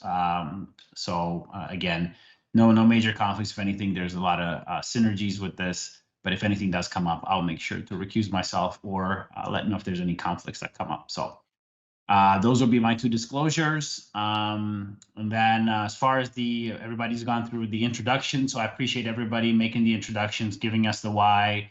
Again, very relevant mission and very relevant reasons for being on the task force. So I appreciate you sharing that and being here with us to be able to continue to develop recommendations that we can put forth. With that, moving on to the next piece of the agenda is the review of the working group charges. So Stacy and Lauren will be able to walk us through that. And then after that, we will break for lunch. Up there, Teddy, I just wanted to flag Dale has his hand up. Yeah, I just saw that. Yeah. Honorable Artho. I failed to disclose that I also serve as an advisor to the U.S. Trade Representative and the Secretary of Ag on an APAC committee. So there are issues that broadband does play into in terms of our trade discussion at times. So I just wanted to disclose that. Thank you. Great. Thank you very much. So with that, as far as kind of reviewing the details of the working group charges, Stacy, I'll probably turn it over to you. Thanks. Actually, I'm going to start us off today, and then Stacy will take over. So no worries. So many of you have served on working groups in the last year, but we just wanted to give you an overview again of the working groups and their role in relation to the task force as a whole, as well as the charges that each group will be tasked with fulfilling. So as mentioned before, there are 4 working groups, and the bulk of the work of the task force comes from these working groups. Each working group develops its reports through a deliberative process, working together to ultimately produce one report at the end of the term for consideration by the task force. The reports must be shared with the task force and the commission at least 30 days before the meeting at which they are discussed and voted on. The final report, once adopted by the task force, becomes the official recommendation of the task force and will be delivered to the FCC chair and the Secretary of Agriculture for consideration. So a note on the reports. This term, we have slightly modified the working group charges to require each group to submit a report annually. Before, under the 2018 Farm Bill statute, only 2 working groups, the data mapping and connectivity needs and demand working groups, were required to submit reports annually. But we found that last term, each group submitted a report, or at least had progress toward a report, an interim report each year. It helped to keep things on track and then ultimately led to a robust and cohesive final report. So basically, the procedure for producing reports in the last year seemed to work well. So we're hoping to just memorialize that in the charges this year for the working groups as they move forward. Each working group has a chair and a vice chair. We hope to announce the individuals who have agreed to serve in those roles, as well as the members selected to serve on all of the working groups very soon. Each task force member is also a member of a working group. The FCC chair, in consultation with the Secretary of Agriculture, is still in the process of selecting and vetting the working group members from the pool of applicants. And so the membership of each working group will reflect a balance of viewpoints similar to the task force as a whole. The chair and vice chair will schedule the meetings for the working groups and will lead those meetings. The groups will also meet almost exclusively by phone or virtual meeting. And it's typical for working groups to meet once a week for roughly an hour, but that will vary depending on the agenda and the progress in their reports, research, or drafting. Chairs and vice chairs can invite outside speakers to present to the working group, but non-working group members must leave the meeting before any deliberations begin. Also, as a reminder, if you invite other task force members to present at a working group meeting, you must make sure that you don't inadvertently create a quorum of those task force members. So that would be more than 7 of the task force members present. And that would include members of the working group who are also serving on the full task force. So each working group will be assigned agency liaisons from the FCC and USDA. The liaisons are there to help facilitate you getting any information you may need or to answer any questions you may have. And as Paula and Tony mentioned earlier, that those liaisons will need to be copied on any correspondence regarding the working group. That's meeting information, agendas, draft reports, and other products or materials of the working group. We hope to announce those liaisons at a future date. So that's a general overview of the working groups. And now Stacey and I are going to walk through the charges. And we've shared these charges with you a couple days ago. So if you give me a moment to share my slide deck and we can get started. Great. So just to summarize the full charges of the data and mapping task force, or I'm sorry, the working group. That working group shall develop recommendations that will allow the task force to fulfill its obligations under sections 12511 B3A1, B3A5, B3A6,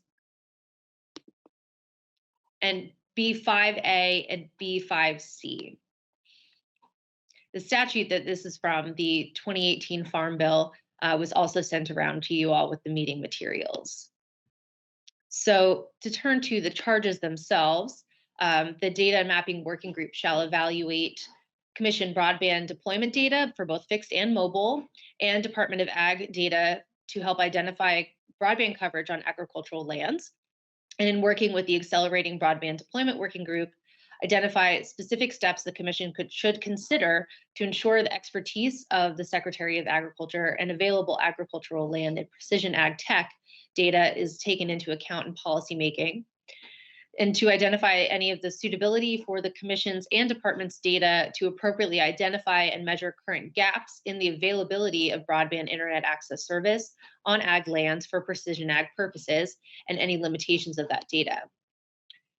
The working group shall also evaluate specific steps the commission and department should take to improve or merge data to better evaluate and facilitate broadband deployment for precision ag, including steps the commission should take to obtain reliable and standardized data measurements of the availability of broadband internet access service in order to facilitate the targeting of support from future programs of the commission dedicated to the deployment of broadband internet access service to ag lands where there is a need for such service. The working group shall prepare a report for the task force's consideration that, if adopted, would fulfill the task force's obligation under the provisions of the statute that were just on the slides. The working group shall submit its report to the task force and to commission staff at least 30 days prior to the date of the last task force meeting before the annual statutory deadline, which is December 4th. The working group shall also submit draft or interim reports annually and on the other topics that it has been charged with considering. These reports must also be submitted to the task force and commission staff at least 30 days prior to the date of the task force meeting at which the task force will consider the report. Sorry. Next slide. Great. So next, to turn to the connectivity needs demand working group.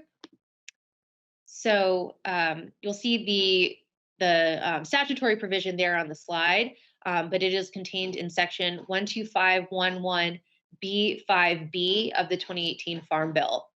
So to summarize, the group shall develop recommendations that will allow the task force to fulfill its obligations under this section of the Farm Bill and to detail projected future connectivity needs of agricultural operations, farmers, and ranchers.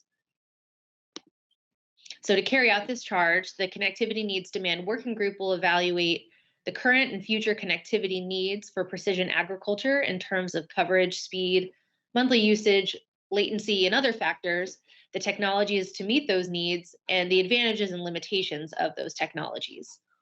We'll also evaluate whether and how connectivity needs vary by agricultural product, geography, or other factors. The group shall also evaluate how and why demand for precision ag needs may change over time due to population increases and shifts, environmental challenges, changes in diets, and increased demand for knowing where food is sourced. And lastly, whether the amount or type of connectivity available is or will shift the choices of ag producers, for instance, in growing one particular crop or crop type to another. As part of its charge, the Connectivity Needs Demand Working Group should also consider how far in the future to evaluate connectivity needs and should also contemplate whether different connectivity technologies create a need for or hurdles to interoperability and compatibility between precision ag technologies. The Connectivity Needs Demand Working Group shall annually prepare a report for the task force's consideration that, if adopted, would fulfill the task force's obligations pursuant to this section of the 2018 Farm Bill mentioned earlier. The working group shall submit its report to the task force and commission staff at least 30 days prior to the date of the last task force meeting before the annual statutory deadline, which is December 4th.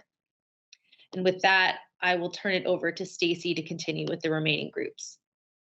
Thanks, Elizabeth. So this is the working group for encouraging adoption of precision agriculture and the availability of high quality jobs on connected farms. So here is the provision of the 2018 Farm Bill that this working group is charged to examine policy and regulatory solutions that encourage the adoption of broadband internet access service on farms and ranches to promote precision agriculture. Next slide.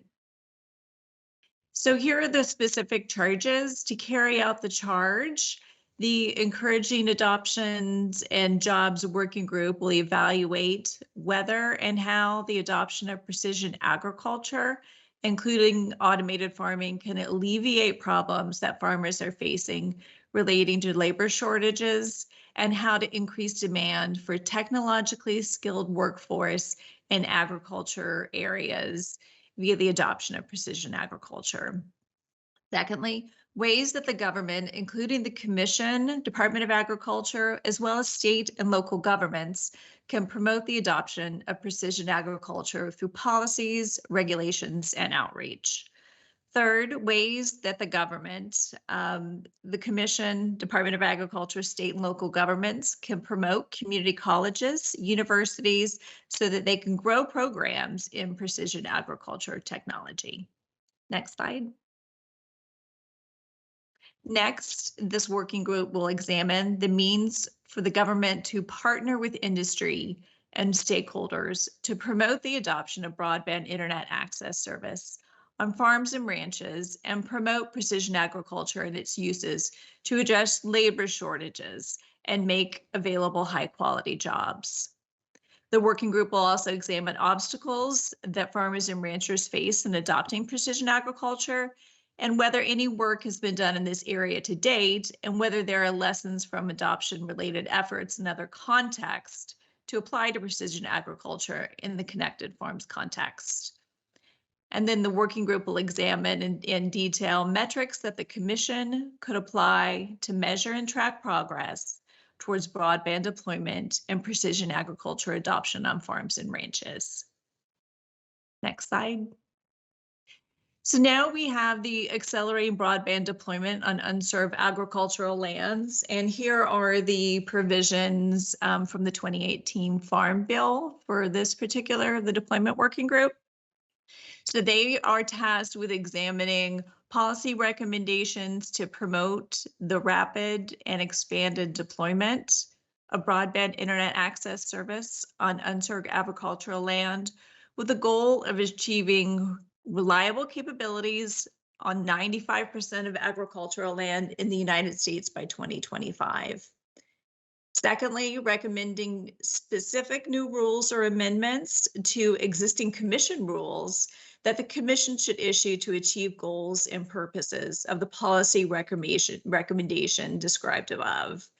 Next, recommending specific steps that the Commission should consider to ensure the expertise of the Secretary of Agriculture and available farm data are reflected in future programs of the Commission dedicated to the infrastructure deployment of broadband internet access service and to direct available funding to unserved agricultural land where needed.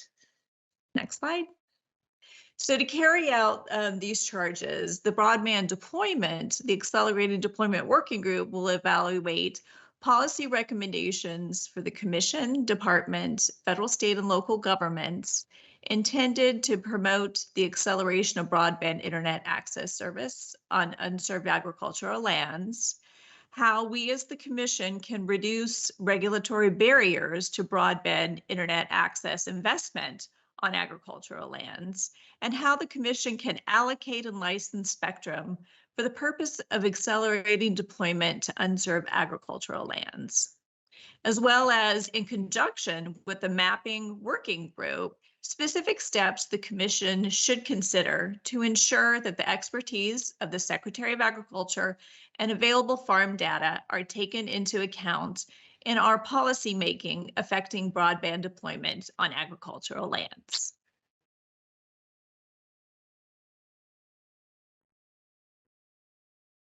Great, thanks, Stacy. Are there any questions?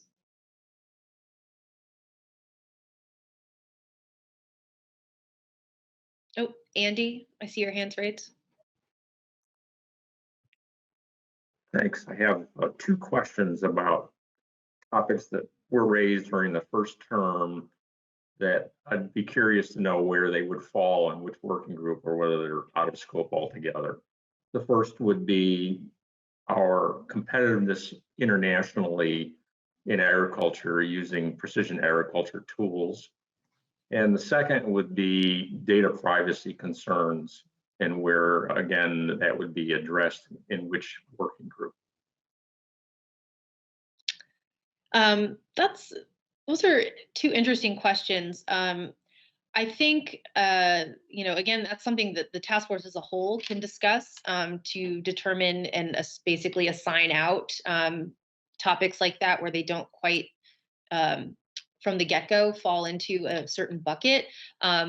But in my perspective and viewing of the breakdown of the different working groups, it's the connectivity needs and the adoption and jobs working groups tend to focus more on the users themselves of the precision ag technologies. So how those that might deploy, how can we better incentivize their use, things they might have as concerns. So like privacy might fall into one of those groups to determine just how those folks using on the ground, using precision ag might have reservations. And then the other two groups, and especially the accelerating deployment group, in my mind, I see more as the what can government do to reduce those barriers to deployment. So that might be an example where looking to what international communities are doing, if there are lessons to be learned there to increase both deployment and then also how that can facilitate adoption, that can might fall under that group. But again, that are very good points to raise, but the group can also determine how to work that out. And just a note on the coordination of working groups, this came up during the last term, it seemed really effective, is that if there are certain recommendations that while in development, a certain working group has raised or has come up a lot in their discussion, but if it's not quite within the scope of those charges, again, bringing it to the full task force for consideration, and then possibly then sharing it with the working group that it is better suited for in their discussion. So there can be some collaborative sort of handoffs of work in progress and recommendations coming through the task force and then back down to other working groups.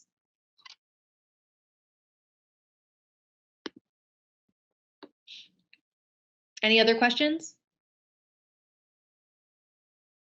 Oh, Dr. Adeline?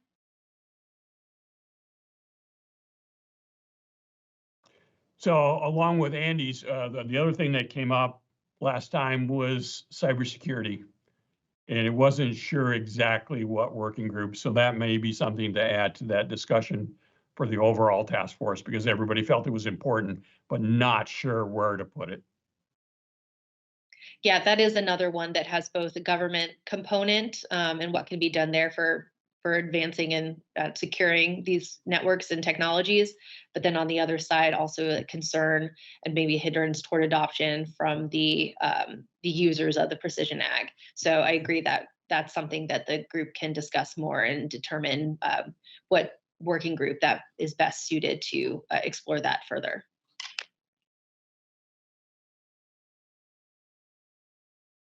Great. If there are no other questions, Teddy, I'll turn it back to you.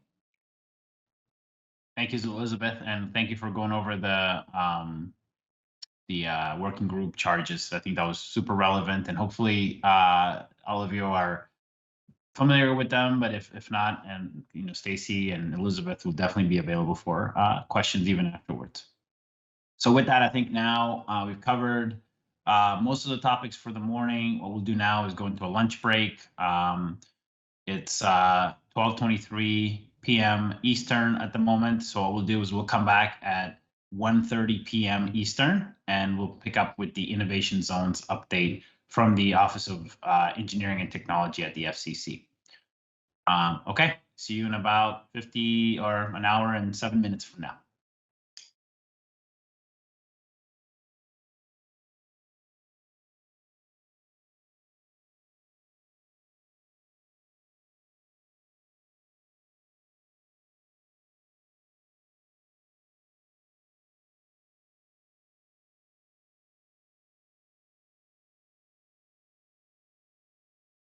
Okay, welcome back, everyone. Hope everybody had a good lunch. I know that depending on time zone, this may not be ideal, but hopefully we try to make it work so it's a little bit in the middle there for everyone. But if not, I hope you had a nice break. Again, we have a good full agenda for the rest of the afternoon with some really good presentations. But before we get into those, there was one more disclosure we need to make. Lorianne, I think you have a disclosure, so I'll turn it over to you for that. Thank you. And I was not clear that these were things I needed to disclose. So let me disclose that I serve on as co-chair of the New Deal Forum's National Broadband Task Force, which is really just a policy, coming up with policy recommendations. I'm on the board of Career Source Florida, which is the governor's appointed board on workforce, and I'm on the board of Institute for Child Success, which is based in South Carolina. Great. Sorry, I didn't do that earlier. No worries at all. Great. Thank you very much for making those disclosures. Okay, moving on with the agenda. So the next piece is going to be on the innovation zones update. And I believe we have 3 individuals from the Office of Engineering and Technology at the FCC, Ira Keltz, Dana Schaefer, and Paul Murray. I believe you are on, at least 2 of you are on. And I will turn it over to you for the presentation on innovation zones update. All right. Well, thank you. I think you have 2 of us. I don't think Paul Murray is going to join. But anyway, thanks for having us on here to talk about innovation zones and experimental licensing. So let me share my screen and kind of jump into this a little bit.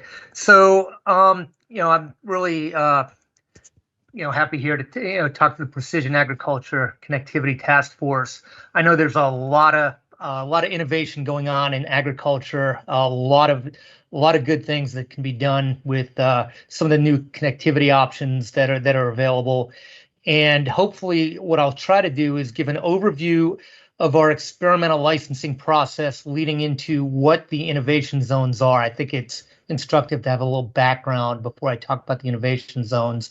And then, we could see, if there are options available for anybody interested who wants to be able to take advantage of some of these opportunities that do exist. So with that said, I'll jump right into it and note that the Commission has a very robust experimental licensing program. We issue hundreds and hundreds of experimental licenses that provide an opportunity for people to do just that, to experiment, try new things, new techniques, new applications, and so on. It's a fairly low bar to get a license. You just basically, as long as it's something new, innovative, it's something that's just different, we generally can accommodate. But the one thing that I will note is they are all on a non-interference basis, meaning there are no spectrum rights associated with experimental licenses. So any operations under an experiment, you do need to protect incumbent users. So, that said, who is eligible to get one? Pretty much anybody. So we have what's called conventional experimental licenses. These are what have been available, for forever, pretty much, from the Commission. These are available for anybody, to do experimenting. They're generally available for about 2 years, although we can issue them up to 5. They're what we call conventional experimental licenses.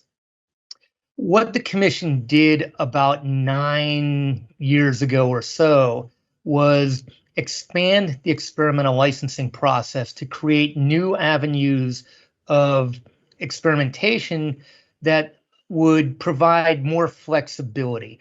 So that conventional experimental license, which is the mainstay and most of what we issue, they're generally for a specific set of experimentation. Somebody comes in, applies for a license, tells us exactly what they plan on doing, and we would issue a license for that. Well, about 9 years ago, through rulemaking, we expanded that to create what we called program experimental licenses, and then the innovation zones. The program experimental license is available to certain types of individuals or entities, basically, colleges or universities, research labs, manufacturers, integrators, and so forth. And, how are these different? So the way they're different, where I said the conventional experimental license is available for a specific set of experimentation, the program license is available for a whole set of experiments. Basically, what we did is we recognized that as you experiment, you learn and you want to change things. Well, under the conventional process, it wasn't so easy to change things. Often you'd have to come in and modify your license. So instead, for folks, and this is why the eligibility is somewhat restricted, but but for people who have demonstrated expertise in RF and essentially give us some assurance that they know what they're doing, we provided this flexibility that as they learned, as they experimented and needed to change things, maybe it was power levels, modulation techniques, and so on and so forth, they could do that without having to come back to the commission and actually modify the license. So, the few requirements for this are that the experiment has to be done in a geographic area that's under the control of the licensee. And you have to, as like with any other experiment, it's on a non-interference basis. So steps need to be taken to prevent harmful interference to any existing licensees. And the other, I'm sorry, I lost my train of thought. But what's really nice here is that you can change what you're doing and move on and forward. What you do need to do, though, is prior to an experiment, you do get onto our website, and when you apply for the license, you give us a basic description of what's intended. And then there's a notification process so that licensees who might be in the area have an opportunity to understand what's happening in case they have an issue with potential interference. And then the applicant, the experimental applicant for the program license, can work with any of those folks to basically take care of their concerns. And so once you register for a program license, you have to wait at least 10 calendar days before beginning to provide that opportunity for existing incumbent licensees that may have an issue. If you're using a federal spectrum band, then it's actually 15 days. So once you do that, you can go ahead and do your experimentation. And then there's a reporting requirement after that. But here's where things kind of get more flexible and where we provided some additional flexibility and avenues to experiment. And this gets into what we call the innovation zone. And what an innovation zone is, it's another area that the commission designates and creates some so-called boundary conditions. How much power you can use, where the limits of the area, and maybe what type of modulation. You're generally not going to limit the applications too much, but what the innovation and what frequency bands you can operate in. And what the innovation zone allows is essentially an extension of a program license. So if you have a program license, which, as I had mentioned, is tied to a specific area that's under the control of the licensee, the innovation zone essentially gives you a free extension that anybody with a program license may operate in an innovation zone under the parameters of the innovation zone. So basically, as I said, it's really almost like a free, no cost, no obligation extension of a program license. And the reason we feel confident in doing this is because the program licensees have already demonstrated an expertise with RF and an understanding of the requirements, the protection requirements, and so forth. And therefore, since the innovation zones are publicly known and the reporting requirements still exist that prior to operating, you still need to report on our website, all of the checks and balances are still in place in case there's an incumbent that might have an issue, and then any coordination that needs to be done can be done.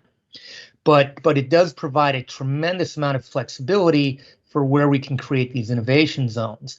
And of course, being connected to the agricultural market, I'm sure you can see plenty of opportunities where either under a program license or within an innovation zone, any existing one, which I'll talk about in a minute, or any new ones that could potentially be created, would provide a really good avenue for some interesting experimentation in order to help out our agriculture with all kinds of different things, whether it's for soil monitoring, climate monitoring, and even the precision needed for some of these now automated processes for laying seeds and plowing fields and so forth.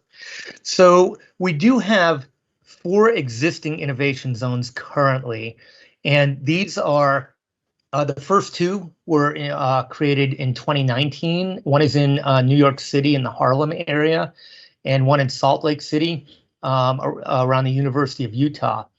And both of these were created to look at high bandwidth, types of applications, high data, big data type of things.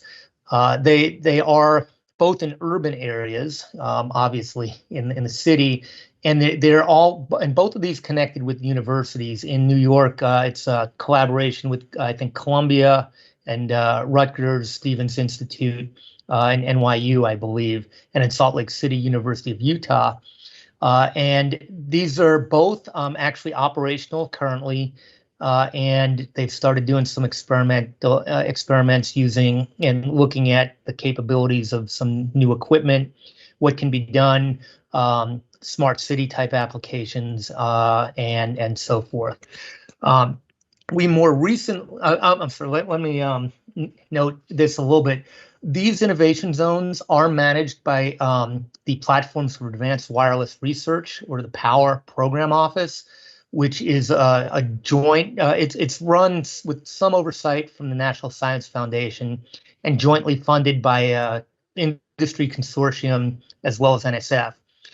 What the POWER Office has done, and this is fairly important, is they've decided they are serving as kind of a central clearinghouse and coordinator for these innovation zones. Why that's important is within those 2 zones, we have provided opportunities for about 7 or 8 or 9 or so different frequency bands that span a whole host of different services in both commercial and federal bands. And for people who do experiments and do design, often they're not as familiar with the frequency coordination process or the licensing process or who they need to talk to. But the POWER Office basically is able to serve as a coordination office to take care of any of that pre-coordination that may need to be done with existing licensees to clear spectrum. But also what they are able to do is by managing the areas and the equipment platforms, they can act as a scheduler. So if there are multiple entities that are trying to operate, they can basically act as somewhat of a gating of a way to schedule so people aren't stepping on top of each other and can reserve time to use the equipment and the platforms within the area. So they're doing that, and as a consequence of that, they do have to serve on a non-discriminatory basis any program licensee that shows up and wants to use it. They do have to provide those services for. So that is one of the things that I think gave especially the federal side a little bit more confidence when we created these of it working well, because they had also a single entity that they can talk to if they had concerns. On the heels of creating those first 2 zones in New York and Salt Lake, we recently, just summer of last year, created 2 additional innovation zones. One in North Carolina in the Research Triangle, and this is a collaboration of the universities in that area with University of North Carolina. I forget some of the others that are actually involved. But this is on their what they call AirPaw platform, looking at research associated with drones in particular and some airborne applications. And I think this probably has, more applicability probably to some of the agricultural type of applications that folks might be interested in. This is still really just getting underway. I do not believe anything's actually operational here yet, but hopefully soon. And then at Northeastern University, we created another innovation zone that's that's basically housing the world's largest network emulator. This was developed by DARPA for their Spectrum Challenge a couple of years ago, looking at a lot of dynamic spectrum sharing techniques, and they are transitioning that to be able to be accessed by private researchers, universities, professors, and somewhat, and then being able to even connect that to actual equipment rather than just and seeing how they can push the bounds of what our current networks can do. I don't have a slide on it or mention, but I will note that, and I should note, these are also both being managed by the Power Program Office. And they have not applied or asked for us yet, but there is one more area that I know they are interested in, because I believe they made NSF might have made a grant a couple months back, and that's I think it's University of Iowa. It might be Iowa State, but I think it's University of Iowa. So out in that area, there is probably likely to be an ask for an innovation zone, coming soon. And again, given the location there and the amount of agriculture out in the Midwest, I don't know what they're looking at, but I can certainly see a lot of applicability to looking at some of the types of things you all might be interested in. So that's the real quick overview of what we have available. The way you get these are by applying online on the FCC's OET website. There's a page for experimental licenses, a lot of information there. I'll mention here, there's some information, again, the ELS, experimental licensing system, and other areas to get some information. So with that, I will stop at this point, and be happy to take questions if anybody has them. If you have questions, again, just raise the hand in the Teams function, and we'll call on you. So I already have a few hands up. Andy Bader. Well, that's a lot of fun for me to see that, because some 3 decades ago, I had an experimental license with my then employer, and it seems the commission has made a lot of improvements about how one goes about applying for one. I did have a question about preferences. Again, maybe 30, 40 years ago, there was a point in time when you could apply for an experimental license, and you could also become eligible for a preference for spectrum, and it would set you ahead of others who were attempting to conduct research or something like that. And there was an advantage to you for that, because you maybe were able to identify a chunk of spectrum that was unutilized, and you would have a pioneer's preference, and you wouldn't have to compete with someone else. Now, again, this is an obsolete phrase, but I'm just wondering now, with everything more open and web-based, how one does research and sort of keep things close to the vest at the same time. So first of all, I'll note that pioneer's preference was eliminated by Congress probably about 12, 13, 14 years ago. So that no longer exists. But I think, if I'm understanding your question correctly, I think we basically figure it's inherent on people who are operating or intending to operate under an experimental license to understand what they're doing, what the spectrum environment is in that area, and to take whatever steps are needed to make sure they're operating I'll call it a safe way, meaning a way to prevent harmful interference to existing licensees.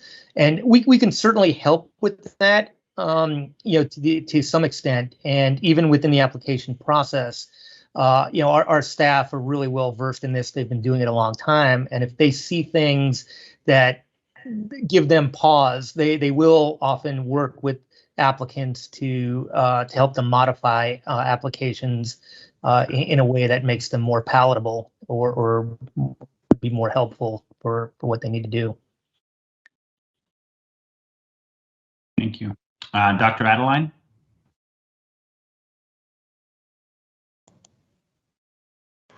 So my question, somewhat similar to Andy, but if we have to disclose information to you, what about intellectual property rights? Because certainly the universities, when they're doing research, are really concerned with that piece. So we do have the ability for things that are proprietary or like things like IPR. If there are things that are non-public, there is an ability to ask for confidentiality of certain filings, certain information. So you would provide a redacted version that might be publicly available and an unredacted version that we would keep confidential. And then there's a form. I don't think it's a formal form, but it's easy enough to find where I can point you in the right direction to a number of questions to justify why you need to keep things confidential. Generally, we will take the position that if you ask for confidentiality, we will provide that.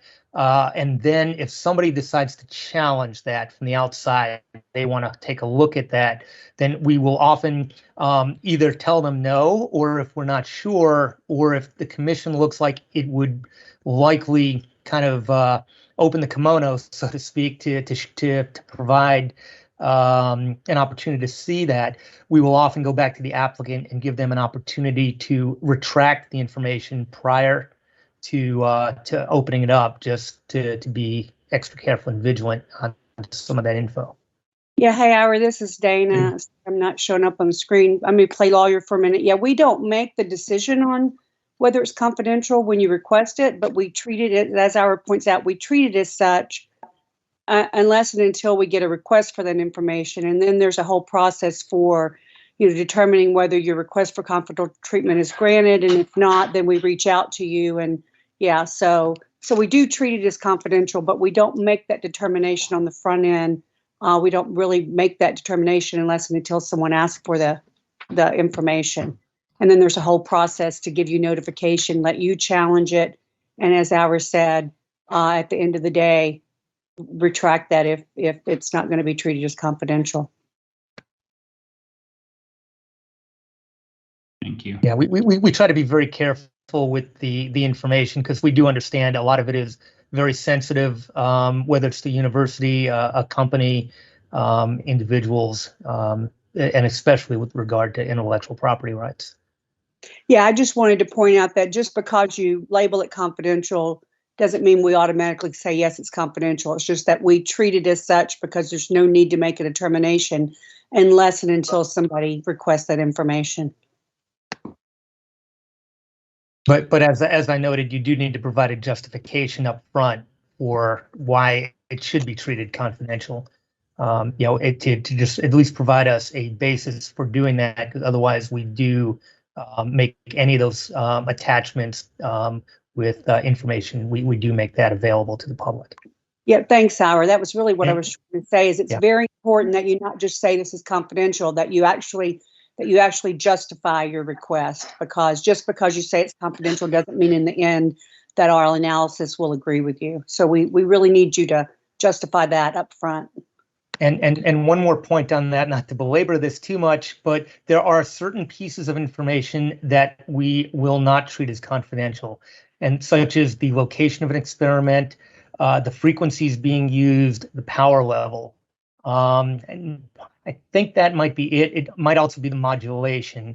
And that, again, is because we need to provide at least enough information if there are incumbent licensees and users in the area to provide them at least the minimum amount needed for them to understand what might be occurring in the area, just in case they do see instances of interference.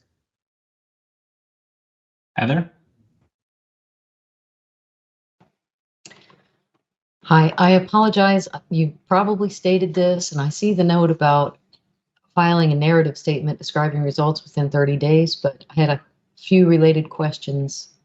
One is duration of the license, and then after proof of concept, will they graduate to another category of license potentially, and then a final reporting of outcomes and what that might look like. So. Oh, very good questions, because I do think I might have skipped over some of that. So the program experimental licenses are issued for 5 years. The innovation zones, in fact, the ones we have, I'm trying to remember if we put I don't think we've time limited them. I think they're kind of in existence at this point, unless we pull them back. But but again, you do have to be a program licensee in good standing in order to operate there. As far as the narrative up front, it needs to be a general. It doesn't have to be really detailed, but at least kind of a general description idea of what you're intending to do. And the reason being, there's a lot of other folks who might be really interested that, maybe will contact you to collaborate, or just kind of interested in what's happening. So we do try to, provide an open, an open platform so people do know what's happening. It'd be nice not to reinvent the wheel, and for folks to be able to, to capitalize on on research that's happening and keep moving the ball forward. The reporting at the end, again, there's not any real specified format. We're just asking at least to understand what you might have learned, what the results are.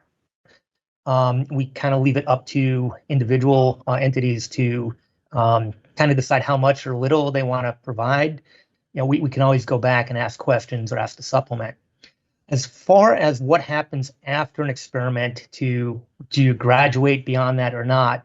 And I'll say that would depend. And it's hard to characterize that up front, because experiments take all different forms. And in some cases, people do things in frequency bands that have the ability to be licensed, whether it's a site license or even to be used under the flexible licensing regime, that a lot of the carriers have, and maybe you have to go to secondary markets with leasing or other type of things. But there's the ability where you can operate under existing rules. In other cases, experiments are sort of pushing the envelope somewhat. Folks want to do proof of concept in frequency bands, or maybe using technical parameters that would not otherwise be permitted by the commission. And then once you prove your concept and want to move further, then there's a couple of avenues that you kind of have to think about, whether you want to petition us for rulemaking to modify the rules to allow those types of operations in a certain band, or to seek a waiver of the rules to operate under those provisions. So again, it's hard to say up front, because it depends on the specific situation, the type of technology, the parameter power levels and frequency bands involved, whether they're commercial, whether they're federal, and so on. Yeah, hey, Ira, this is Dana. There is no, though, graduation. Like, the experimental license is not a path in and of itself to ultimately say, my experiment was successful, now I want a permanent license. As Ira pointed out, you would have to look at your options for getting a license for that particular band, whether it's flexible use, you go lease from another carrier, or whether, if it truly is something that is pushing the envelope for which we don't have rules, you'd have to come in and seek a rulemaking or a waiver. So, but it didn't want to, the nomenclature that you use there, like graduate to a license, it doesn't work that way, as Ira pointed out. Right, and we try to make that clear to folks that there's no expectation of an actual license that we grant a rulemaking or whatnot, just based on an experiment. But an experiment can go a long way towards showing proof of concept, or how different services or types of operations can coexist, that can certainly help the case in a waiver or rulemaking situation. Thank you. Yep. Thank you for answering the questions, and thank you for a great presentation as well. Oh, Andy Bader has one more question or comment. Andy? Thank you, Teddy. I just wanted to make sure I understood what could happen in the process. So hypothetically, if I had a forest area here in Pennsylvania where I suspected there was no coverage in some band by some incumbent or some set of incumbents, I could apply for an experimental license to do some sort of project, and that your offices would do the interference check, and I would not have to worry about whether the incumbents were present or not. That's not quite correct. We would generally, so we will coordinate those applications within the commission. We'll talk to folks in our wireless bureau, our international bureau, and they'll look to see if there are incumbents nearby. Often what we will do is put a condition on a license that provides, some sort of obligation. So at a minimum, as I said, these are all on a non-interference basis. Depending on the specific band and the area and how many licensees may be in that area, and what they are doing, we may ask you to, at a minimum, notify existing licensees that you're going to be experimenting in a certain area, maybe on certain days at a certain time or whatnot. And in some cases, we may ask you to actually coordinate with them in order to ensure that there's no harmful interference. And the reason being, so for example, if you're using, let's say, a commercial band that maybe it's licensed to one of the big carriers, Verizon, AT&T, T-Mo, or somebody else, those are, people use those and they rely on them for things like, emergency services. If you have to call 911, and you wouldn't want to prevent somebody from getting emergency help if they needed it, but if there's at least some awareness of what's happening, there's often things that can be done. Or the carriers may ask you to kind of not operate at certain times a day, or maybe to orient antennas in certain ways, in order to not interfere. So again, it's hard to gauge up front, because each situation is somewhat unique, but those are some of the things we typically will do or ask you to do under the experimental license before you operate. Yeah, and when you talked about there's no coverage, just Ira, you might want to underscore or explain one more time the difference between experimental is not intended to allow for like commercial use, just because like the commercial provider might not have coverage. An experiment would not mean I want to start my own, commercial offering there. It's the types of things that you can do on an experimental is limited, and it's not intended for commercial offering or commercial use. Can you talk about that for just a little bit, Ira? Sure. Experimental license is just for that. It's for experimenting. It's not for creating a service, and commercial, except in some very limited cases, above 95 gigahertz, we did provide some opportunity for some commercial use, but otherwise it's prohibited. However, we do provide what we call market trials. So let's, for example, say you are in a little corner of the world and there is no coverage, and maybe you're thinking, how can I create some coverage here?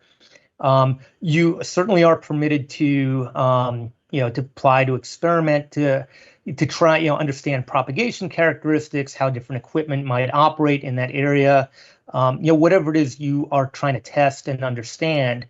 But if you get to the stage that you actually want to provide service, most likely somebody is actually licensed, especially if it's one of the commercial bands that have been auctioned, in which case, if you want to operate there, you will probably have to work with that licensee under some sort of arrangement on the secondary market for actually operating, because the licensing rights have already been assigned. Right. Awesome. Thank you for that update, and thank you for kind of going over the innovation zones. As you can see, there's quite a bit of interest here from the group. So again, thank you for taking the time to be here with us, Ira and Dana. Appreciate it.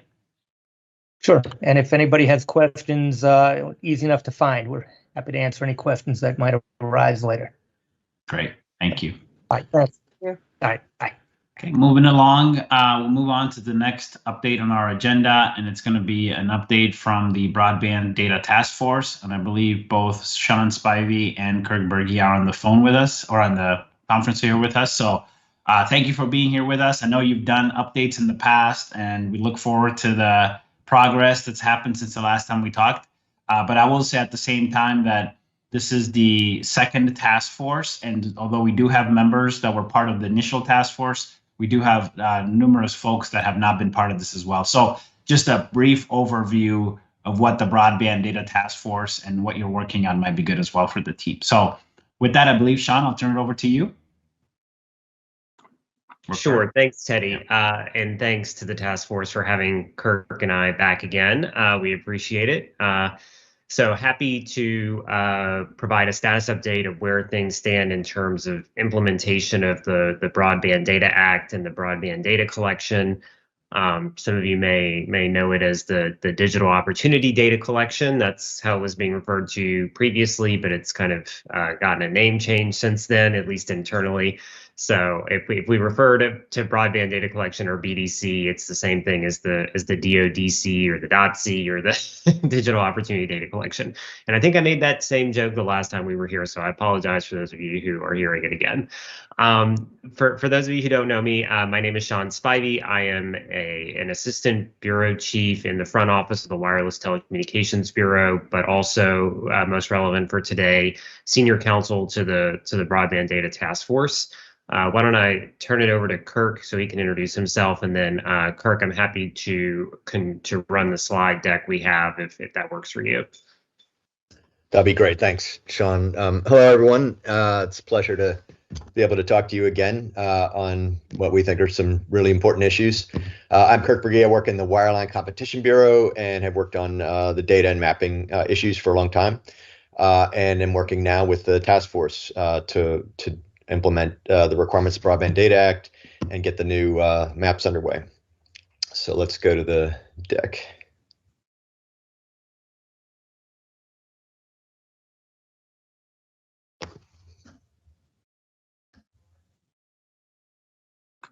Hopefully, can folks see the deck now or no? Not yet. We see your screen, but not the deck yet. I think it's the second. Oh, okay. That's there we go. Great. All right, let's go into the deck. Okay, so this will be familiar to some of you. This is kind of a how did we get here slide. So as I mentioned, or Sean mentioned, the Broadband Data Act was passed in March of 2020. And this required that the FCC develop a new and improved broadband deployment data collection, both mobile and fixed. It did overlap with efforts that were underway already at the FCC, and it was consistent with a lot of those efforts, but also introduced some new requirements that I'll talk about a little bit more in a minute. And it created deadlines and timeframes for us to accomplish the various requirements in the Act. So the first major action that we took after the passage of the Act was in July of 2020, was a second report and order and a further notice of proposed rulemaking, and it basically set out the core elements of the deployment reporting consistent with the requirements of the Broadband Data Act for both the fixed and the mobile. Did not address every issue associated with that initial reporting, but it set out the basic parameters of that. It also adopted what's called the Broadband Serviceable Location Fabric for the fixed reporting. And what that is, for those who aren't familiar, the Broadband Serviceable Location Fabric is a database of every location nationwide that can be either is or can be connected within set time frame and at without any extraordinary costs to broadband. So the fabric itself will serve as the foundation for the deployment reporting. The fabric itself does not include information about broadband. It's just a map, a data set that maps locations where broadband could be installed, and it will be the layer once the collection is up and running, upon which broadband service providers will report their deployment information. Also in July, in the second report and order, the FCC adopted processes for verifying data as required by the Broadband Data Act, and it took a number of other initial steps at that time. In December 2020, this is very significant. The Consolidated Appropriations Act appropriated money for us to implement the provisions of the Broadband Data Act. Prior to that time, we didn't have funding to build out the systems, which are extensive and complex and required a substantial appropriation in order to actually be able to move forward with the implementation of the systems. In January of 2021, the Commission adopted a third report and order in connection with the Broadband Data Act requirements.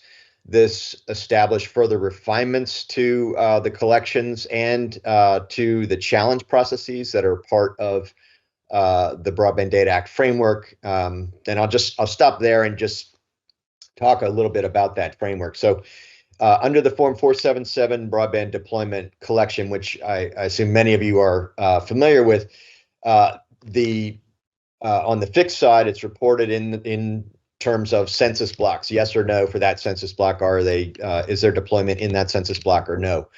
On the mobile side, its deployment is reported in shapefiles so that providers report the areas where customers could reasonably expect to receive certain speeds and other performance measures.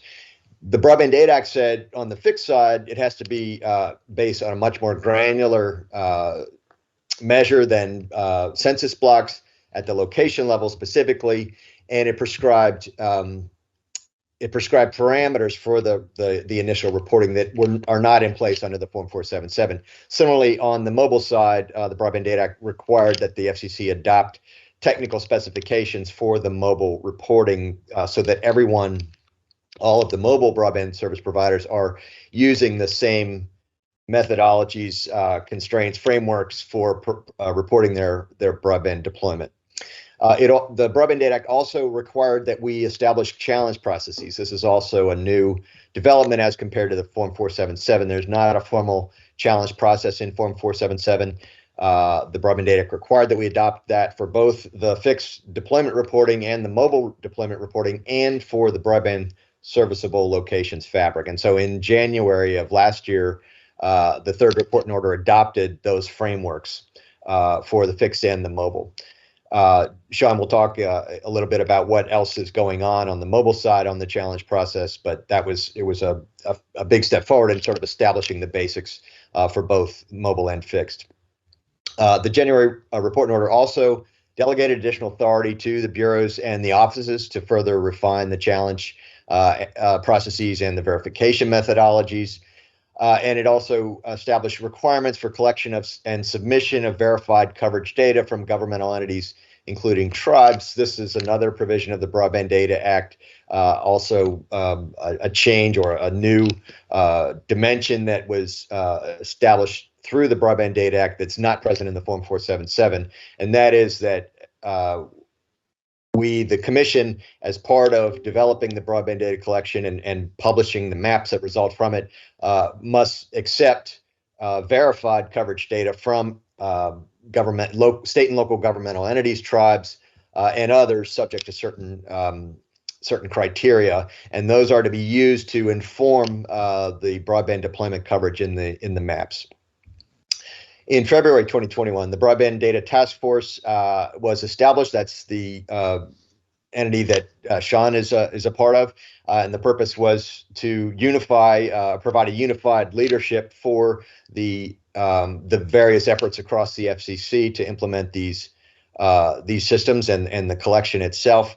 I will say, in my 15 or so years at the FCC, I don't think I've ever seen an effort that called on so many different parts of the agency. It's a very complex effort, and it's the Broadband Data Task Force was established to provide leadership and to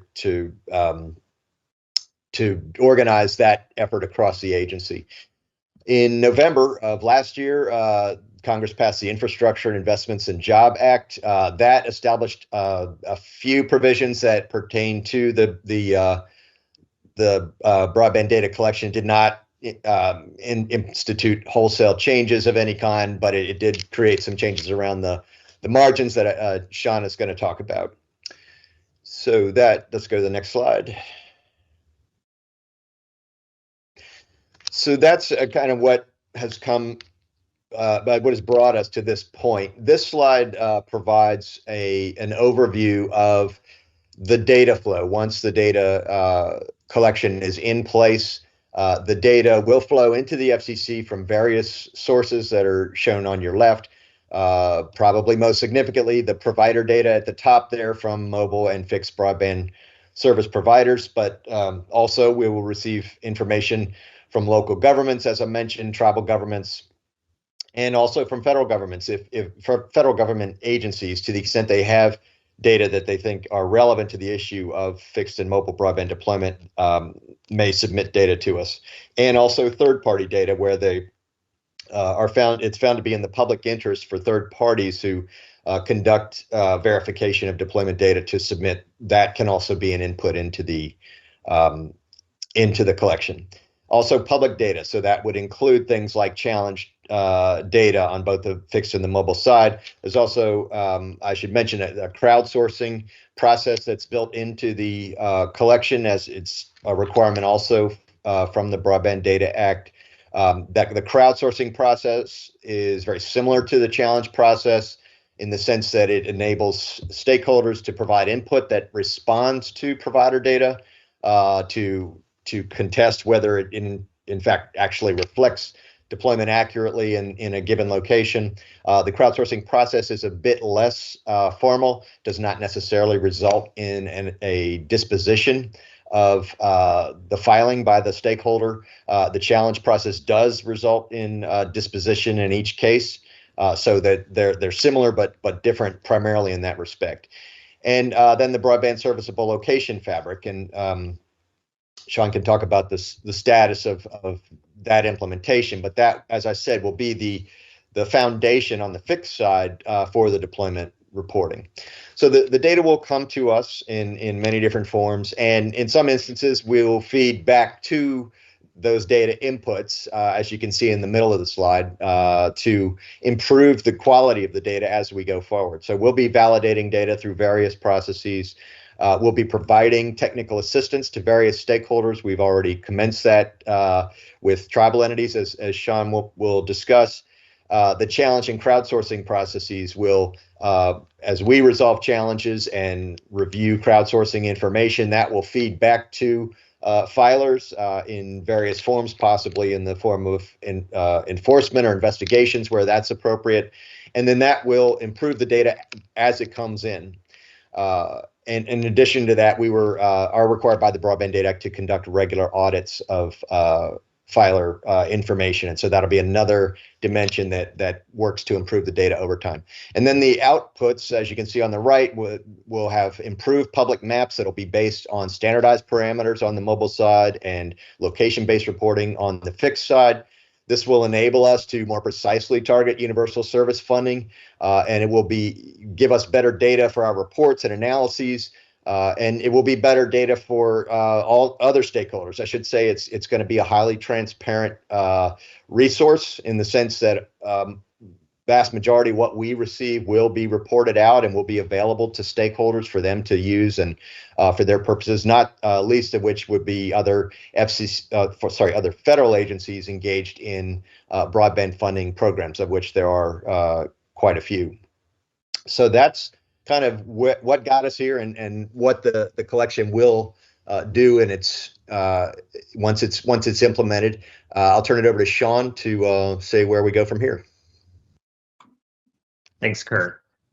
So on the next few slides, we wanted to just provide a kind of status update of what we've done up to this point and what we see on the near-term horizon that's left to be done.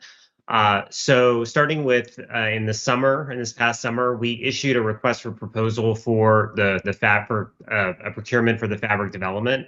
That we started off in the spring. For additional background, we did a request for information, and we held some industry feedback sessions to kind of prepare us for this RFP. But we issued an RFP on June 1st of last year for the fabric. We did get a pre-award protest on the RFP, so that kind of delayed our ultimate, resolution or issuing of a contract award, which I'll get to on the next slide. But we were able to take significant steps in terms of procurement of a fabric vendor. In terms of the system itself that will ingest all of that data that Kirk was talking about, we issued a contract for the IT work for the system development. We actually did a follow-on contract with the same company that did some data architecture and design services for us. So we had a company that kind of mapped things out and showed us what the flow of data collection and the interrelation of the various data that come into the system, what that might look like. And based on that work, they actually built a prototype of some of the system capabilities to show a proof of concept. And we were very impressed. And so we issued a logical follow-on to the same company to build the system, which saved us quite a bit of time in terms of going through an additional procurement to try and find a vendor to start doing the coding for the system development. In July, we issued a public notice on several of the technical requirements around the mobile challenge and mobile verification processes. So, the Broadband Data Act requires that we create a user-friendly challenge process, and that is our goal, and that is what we intend to do by making, especially for consumers, but also for state and local entities that want to use it, the FCC speed test app, as well as other approved third-party speed test apps available to collect and submit challenge data to us to challenge the mobile maps. But there's a lot that has to go on under the hood in terms of aggregating the data, validating the data, making sure that it's submitted according to particular data specifications, that it collects the right data elements, that we kind of group challenge submissions together so that ISPs aren't having to do a one-for-one response to every speed test that comes in the door. So we put out some proposals on some criteria that we may use to group together that challenge data in terms of geography, temporal requirements, and just numerosity in terms of number of tests. So comments have come in on that public notice. I think that the reply comments were due in early September. So we are, the team is very active in reviewing the record and kind of preparing an order on that public notice, which I'll get to in one of the next slides.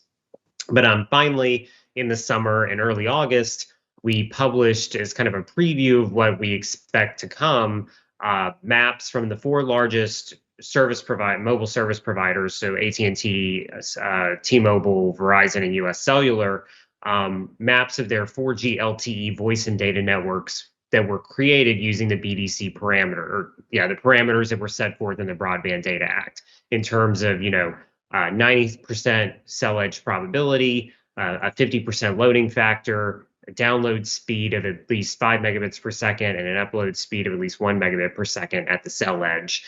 And we made those maps a bit. That was a voluntary effort. Those 4 carriers weren't required to do that, but they did it as they submitted the data using the existing Form 477 platform. They just did it using these specified parameters, and we made that available on our Broadband Data website, which I provided the link to where you can find those maps on this slide. Moving into the fall and the winter, we did, as I previewed, we issued a contract. We awarded a contract to a vendor in response to the RFP process on November 9th. We issued that contract to CostQuest Associates. We did subsequently receive a post-award protest on the contract. So we can't really say a whole lot currently because we are in the middle of, that is kind of a litigation type proceeding, and we're in the middle of the pleading cycle for that protest. But we did unfortunately have to issue a stop work order on anything related to the fabric in response to that protest. So we have that stop work order in place currently. That said, there's been a lot of work on other work streams and other fronts on this project. we issued a contract modification with Sam Knows, who is the developer of the FCC speed test app, to update that app to include additional functionality for submitting that challenge and crowdsource data that's envisioned under the Broadband Data Act. We held an initial tribal workshop with tribal governmental entities, providing some technical assistance on issues related to their submission of primary broadband availability data. The workshop, if you missed it and might find it of interest, is available on our broadband data website under the education tab, I believe. And then we've also begun procurements for various other components of technical assistance that are required under the Data Act, specifically the technical assistance to smaller internet service providers, those with 100,000 or fewer active subscriptions, to help them prepare and submit their availability data, as well as technical assistance to participants in the challenge process. So again, because those are active procurements, there's not a lot that we can say currently about them, except that they are underway and at various stages of completion. So, and I believe this is the last slide, and then we'll open it up for questions. But in terms of next steps, this is a partial list, I think, of things that need to happen or will happen in the near future. It's by no means meant to be all inclusive, but as I mentioned, we plan to issue an order on the technical requirements for the mobile challenge and mobile verification processes based on what we put out in that public notice from the summer. We intend to issue guidance to third-party mobile speed test app developers on how they can get their apps approved for use in the mobile challenge and crowdsource processes. That was delegated to our Office of Engineering and Technology in that third report and order that was adopted in January of last year. As Kirk mentioned, there are a few things in the Infrastructure Investments and Jobs Act that relate to this process that we think we need to implement. In particular, that legislation did direct the Commission to resolve challenges within 90 days of receiving a final response from service providers. So we just need to take action to implement, to amend our rules to implement that provision of the IIJA. We intend to do additional outreach to tribal entities as well as other filers. Again, once those technical assistance contracts are in place and we have some of the resources available to do that. And we envision technical assistance ranging, from things like FAQs and self-help materials all the way through to, help desk support and even, targeted, more specialized assistance for some of the tougher questions. There's additional procurement work to be done. For example, we anticipate wanting to bring some wireless RF engineering resources on board to help us evaluate challenge and verification data that comes in from mobile ISPs and other filers. We do need to issue a public notice announcing the start of the data collection that under the current requirements as adopted by the Commission. We have to give at least 6 months notice, but the IIJA included a provision that said that we could take that down to as few as 60 days. But either way, we do need to give prior notice to all interested stakeholders that we plan to kick off this process. And we do intend, as part of that public notice, to also provide data specs for the availability data at a minimum. Basically, this is the formatting and the data fields and the data elements that we will require submitters of availability data to give us their data in. And that would be, ISPs as well as, governmental entities and third party, all the folks that are permitted to submit availability data as opposed to challenge or crowdsource data or other types of data. Once we issue that, shortly after we issue that public notice, we'll need to open the filing window. That will be open for a period of time during which the ISPs will submit their data. We will then need to render that data and publish it on a public-facing map, and then start the challenge and verification processes. So there's a lot of work to be done, and we are moving as quickly as possible to advance all of these various work streams. But with that, it's a high-level summary of where things stand and where we tend to go, and we'd be happy to answer any questions, Teddy, if time permits. Yes, absolutely. Thank you for that presentation. We do have a couple of questions coming in. Dr. Adeline? So thanks very much for the update. I would ask you, certainly the work that we're doing and the work that we've done in the past, have you thought about what hooks you need to be having in this new database to ingest the agricultural data? Because that's what we're looking at, precision ag on ag land, is how you're going to ingest that data. Is that being thought about? And the second thing is on the output side, certainly the Agricultural Research Service is for the industry where we really look for information. And so I took note of the 4G light map. That data may be flowing toward ag research. So they have a map. I know you're providing it for ISPs, but they're providing it for the users. So those are the two questions that I have. I can take a first shot at that one. So the broadband serviceable locations fabric and the larger collection is nationwide for all broadband locations, which are for mass market broadband services, which is what this collection is collecting. That's determined to be residences and small businesses. And so we will collect that information for both agriculture and non-agricultural areas in the same way. So I mean, I think the issues kind of line up the same in terms of how we're going to approach that. I think in terms of the outputs, as I said, this is going to be a very transparent resource. I think it will be, and I'm not a mapping expert, but as I understand what will be available, it will be very amenable to other types of analyses, so that layers, other types of analyses can be layered over top of what we produce in the broadband data collection. So I think it's going to be a tremendously valuable resource, but not just for us.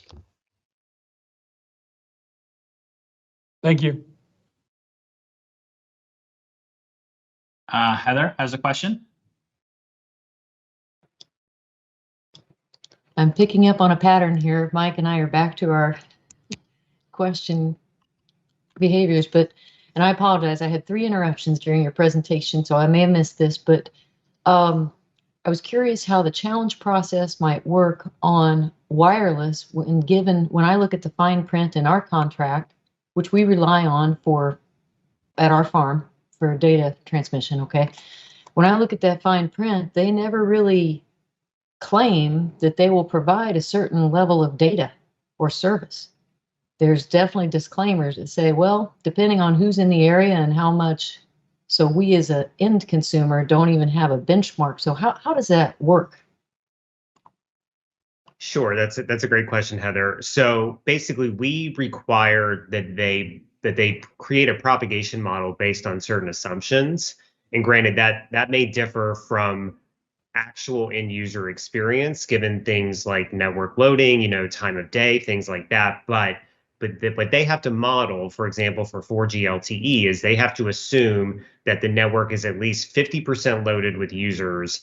They have to assume that you can get a minimum of 5 megabits per second download and 1 megabit per second upload at the edge of a given cell.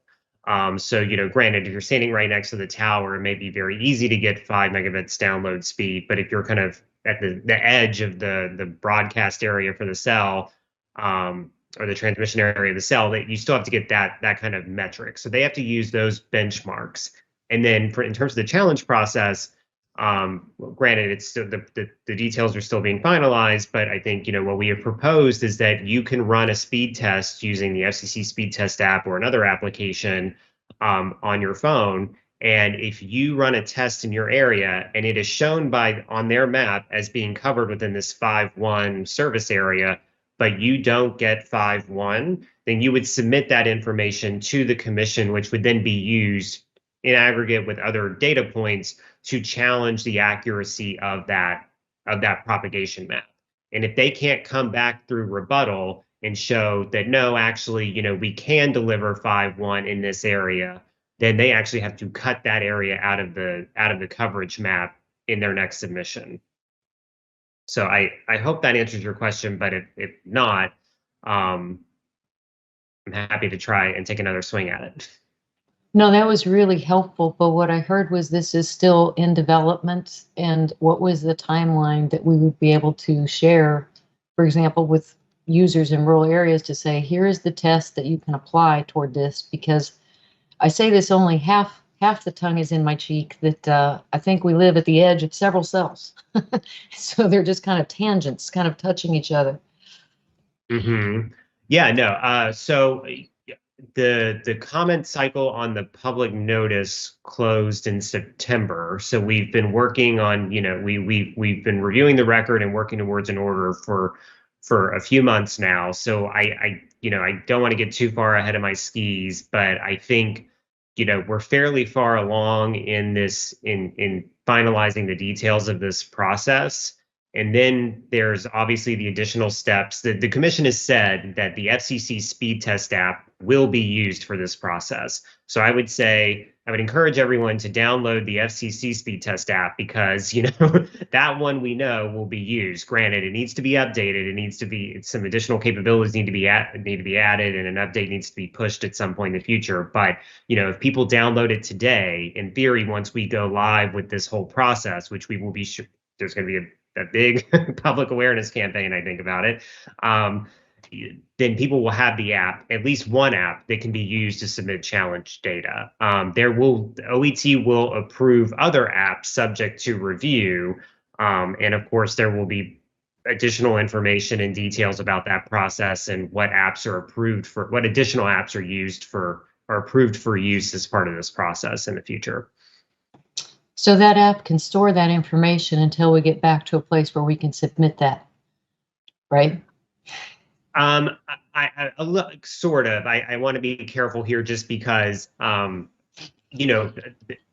carriers will submit, the plan is to submit a map, the first BDC kind of prepared map, and we will look at data as of that date. We can't really look prior to that date, just because the propagation map is a snapshot in time. So currently under 477 rules, for example, they submit data as of December 31st and June 30th. So if people download the app tomorrow, we won't be able to use speed tests run on January 20th to evaluate a map that was created showing the network as of June 30th, 2022, just to give an example. Lorraine Osley has a question. Thank you. And this may be a very basic question, but I'm focused on the mapping, on a state mapping effort. And I see in this slide that, I guess that some of the inputs are from local government, tribal government, federal government, third-party data, et cetera.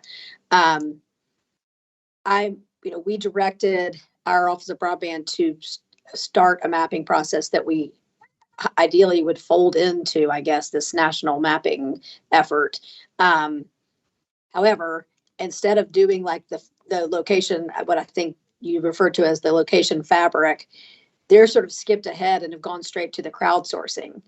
It seems to me, first of all, do I need to push them at the state level to focus on this mapping, or should I just realize that we are behind the 8 ball? We might as well just wait for this national effort to take, to unfold, or do you need us to keep doing this at the state level? I think it might be helpful to get a better sense of what you're doing, and I would suggest maybe that we plan to talk to you separately. I think because it's probably a longer discussion than we can do today, but we're happy to set that. And secondary to that is the following on the previous question is, as we are mapping, as it pertains to this task force, how do I direct, or how do we make sure that at the state level that we're directing them to include the ag lands? Because I don't know that that's even contemplate at this point. So let's put both of those on a parking lot that we can discuss separately. But I appreciate the opportunity, and we'll follow up. Thank you. Thank you. Andy Bader. Thanks, Teddy. The task force that you're presenting to adopted some recommendations in November of last year, the last year's task force. I'd be curious how you responded to those, what the process was to work through them, and if you can recall, how many of them are being adopted or under consideration for adoption. I know Dr. Edeling mentioned a couple of them in his earliest question. And so, an example of one that is near and dear to me, there was a recommendation that we try to make sure that service to agricultural structures, no matter what they were called, were included in future work. So could you speak to the process of the information in our report from this task force in November, how it ended up landing with you and how you're working through those recommendations? Kirk, I can take this one if you want. Or okay, sure. And Kirk will keep me honest as he always does. So the task force is very much familiar, and thank you all for the work that you did. We definitely read your final report, and we're familiar with what's in it. I'm probably going to have an unsatisfactory answer at this point, only because obviously the point that you raised specifically, Andy, about particular structures being kind of captured is directly tied to the fabric and what is included as a broadband serviceable location within the fabric. And that in turn depends quite a bit. And I think the commission said this at various points in the third report in order about a multitude of examples from, marinas to mobile home parks to multiple dwelling units, but particularly agricultural structures. Like these are things that the devil is in the details, and the details are going to have to be resolved based on the capabilities of the selected vendor. And so while we're very mindful of the recommendations, we unfortunately can't really say much more at this point about particular cases because we are in this, the middle of this kind of litigation process where we don't yet have a vendor for the fabric completely locked down. Okay, and one more question, Jimmy Todd. Good afternoon. Taking a look at the coverage map that is currently available and understanding propagation maps as I do, this one looks very similar to what led to the reason for doing more data and more research on connectivity. As you get additional feedback on what is actually available and what's being shown on the maps, would you anticipate tightening the specs for the propagation study so that it becomes more granular and truly gets more accurate at the ground level? So thanks, Jimmy. I think there are a couple of things there. One, I should have prefaced by saying that the maps, while they do kind of preview what we expect data to look like as part of the BDC, they were not subject to any of the kind of checks and balances that are built that are part of the BDC. So they weren't subject to a challenge process. They weren't subject to FCC verification procedures, things like that. So there's going to be a whole kind of the audits that Kirk mentioned. There's going to be a whole bevy of things that are going to be tools in our toolbox we're going to be able to use, right, to kind of refine the data. In terms of the kind of link budget parameters that are used and the propagation tools that are used to create the shapefiles that were ultimately submitted, the commission did standardize certain parameters in the rules, but there are a lot of things that aren't standardized that basically the carrier still kind of, as long as it's consistent with how they kind of model their networks in their ordinary course, that they can use. Now, there is a requirement that they give us their link budget information. So we will have all of that information and we can kind of review it as part of our verification process. But I think all I can say at this point is while it's not a current requirement, what we've standardized, if parties in the future, as part of this experience, once we go completely into the BDC filings, come to us and tell us that additional parameters should be standardized, I think that's something that we would, we'd look at as a task force, whether it be amending our rules or what have you. But I don't want to, jump out in front ahead. I think we have a lot of lessons still to learn as we actually go into implementation of the full broadband data collection.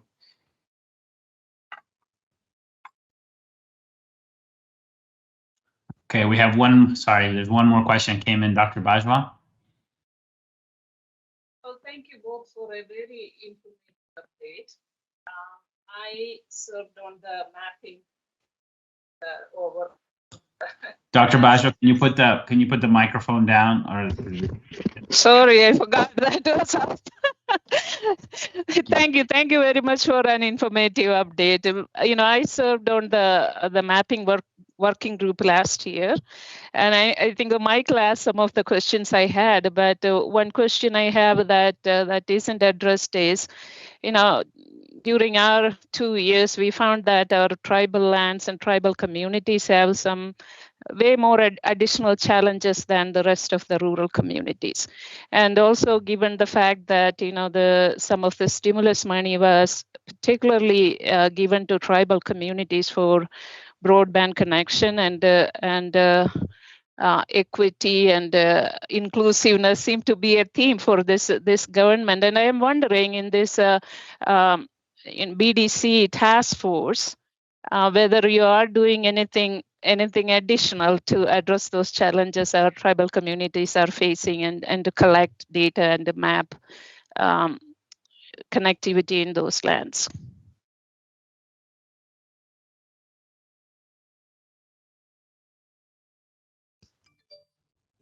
So I'm sorry, I didn't quite. Yeah, I mean, I can attempt to start off. I think there are a few things that we are trying to do. The first one is in terms of the data collection itself. The Broadband Data Act actually required that we basically fixed service providers can submit either polygon shape files or location lists pretty much for their full network, except in tribal areas where there has to be we have to make an option available to them to submit location lists. And that's because we recognize that there are unique challenges in terms of addressing and things like that in tribal areas. So that's one place where we've tried to get to a unique consideration of deployment on tribal lands.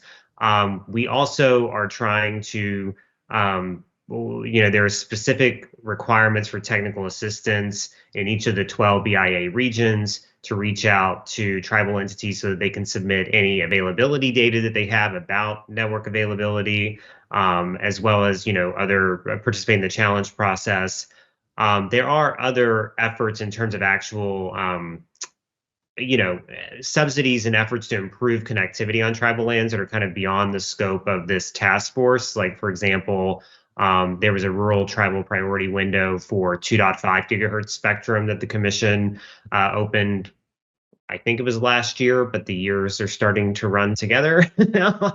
But so that, there are other efforts that I probably am forgetting and can't speak to as part of the broadband data task force work. But in our efforts, we are trying to be very mindful of the unique challenges that the tribes face in terms of network broadband availability and network deployment, and account for those in our work. Thank you, Sean. Sure. Thank you for the question. Sean and Kirk, that's all the questions we have today. As you can see, this is a very interesting topic and everybody wants to know more. So I'm guessing this won't be the last time we have you. Probably we'll need to have you come to further meetings, primarily to even hear some of the progress you're making, which is exciting and moving a lot faster than I think a lot of folks had expected. So that's really good to hear. Again, thank you for making the time, and thank you for staying an extra 20 minutes to be able to answer questions. Sure, thank you. Thank you. Yep, thank you. Okay, so it is 2:50 p.m. Eastern. We're running a little bit late, but we will easily catch up on this next topic. So what I want to do is I think we want to give everybody 5 minutes in case you need to take a bio break, as well as just kind of a little bit of a refresher as we get into the next piece. which is just kind of an overview of the prior task force recommendations and the document that was put together, et cetera. So I will do that, and I'll ask Dr. Adeline to help me with a few pieces as well. So let's give 5 minutes. Let's get back together at 2:55, 2:56, somewhere in there, and we'll get back up again and cover that in about 15 minutes or so. Thank you.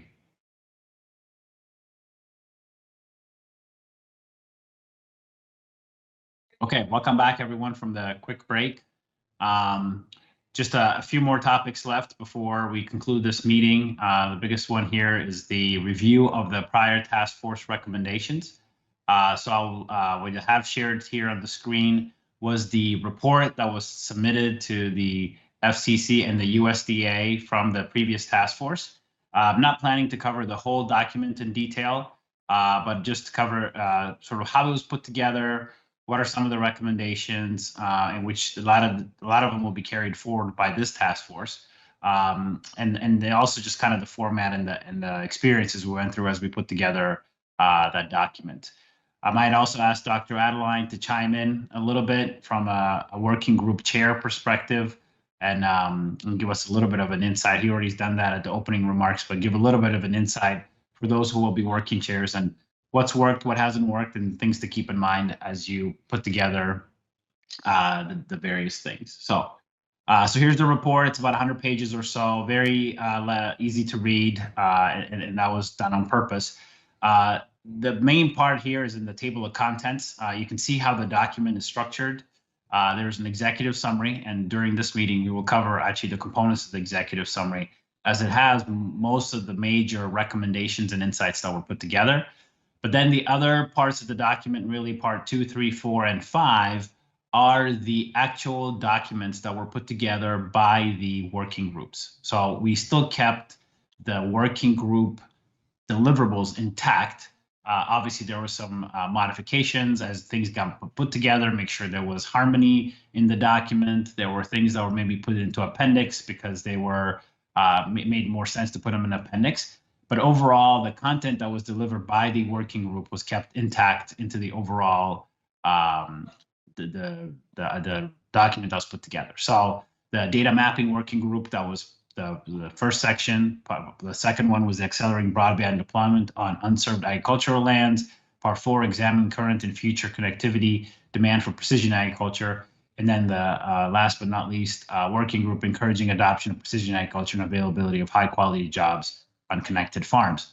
So again, those came from the specific working groups, and then the idea was to pull all that information together. What you will find in the appendix were things that were moved from different parts of the document, as a lot of them were just more references than anything else. So who are the task force members that were part of this, the members of the working groups, because again, like we said earlier, the bulk of the work that was done was really by the working group members, so it was important to recognize them. As we reviewed this morning, the charges from the working groups were also included to make sure that for the readers, that they knew what the different members were tasked with, and then what resources were used. So a lot of the references, annotations, and things like that were moved into that Appendix D. What will be super important for this group to also review, typically we don't go too much into the appendix, but in Appendix E, there are a few things that as the working groups were doing some of the research, some of the, they weren't able to get to everything within the time frame that we had. So the goal was, let's move this for future working groups to be able to tackle. So if there are, I would recommend that all of you take some time to go read those if you haven't done so already, because as you're part of the new working groups, that may be something you want to go after and say, this is the topic maybe we should handle, discuss, etc. And again, as we put the working groups together, we'll have more discussion, especially with the chair and the vice chair, about how to conduct those meetings, what type of topics, how do we put that together, etc. But obviously, this part of the document does offer some initial places to start for some of the working groups, not all, but some. So that's a little bit of the structure of the document and how it's put together and the philosophy behind it. In the executive summary, again, I'm not going to go too much into detail here. There's some opening statements at the beginning of why this work is important. A lot of it reflects some of the opening remarks that were made today, as well as some of the views from the members of the task force. And then the recommendations that were surfaced up from each of the working groups what we'd asked the working group chairs and vice chairs to do was to really summarize the recommendations from their working groups and put them together. And then as we put all of the recommendations together from all the working groups, we started to identify certain themes that would then fit together with one another. So we sort of have a cohesive recommendation. So what you see here about the top of the page here, there were 5 different buckets of recommendations that we had identified. And then we took the various recommendations from the working groups and either put them in a bucket, or in some cases, we even combined some of the recommendations because they were either similar, overlapping, or in some cases, they built upon each other. So it made sense to combine them into one. So the majority of the recommendations that you see here are really the ones that came from those working groups that were put together. So number 1, improve the federal broadband maps and consistently validate user experience. We just had that conversation with the Broadband Data Task Force. So even from some of the previous task force members that are on now, when you hear some of the questions around, did you implement some of the recommendations? These were the ones we were talking about. And again, the mapping group was the one that had the bulk of the recommendations here, but there were some others that brought into this as well. So the key here was, make the broadband maps public facing, easily available, easily to consume. And then the bigger part was, and you heard it a little bit into that challenge process, was make sure that not only reflects the unserved and underserved area, especially in agricultural lands, but also that the people have the ability to challenge the process and do some additional crowdsourcing if needed to be able to validate that what the map is saying is truly what's reflective of what's happening as far as coverage is concerned. From an agricultural producer perspective, some maps should be on the website for the ARS, and also to make sure that the broadband data be independently verifiable and available with quality data. So again, to make sure that we don't run into the challenges we had in the past where the map said one thing, but reality was different. So really making sure that there was good coverage, specifically in agricultural lands, because precision agriculture, as we know today, can only happen in the fields. And if the fields are not covered, then we have issues there as well. So that was super important. The second one, the second bucket that was put in place was really around the putting some good incentives in place to build out a robust infrastructure. So this was, continue to make sure incentives and subsidies are available, especially in those areas where it's hard to make connectivity. Agricultural lands, obviously with the housing, with the sort of ranches and farms being very distant from one another becomes a challenge. It's not the same as in an urban area where you connect one apartment and you have lots of people connected.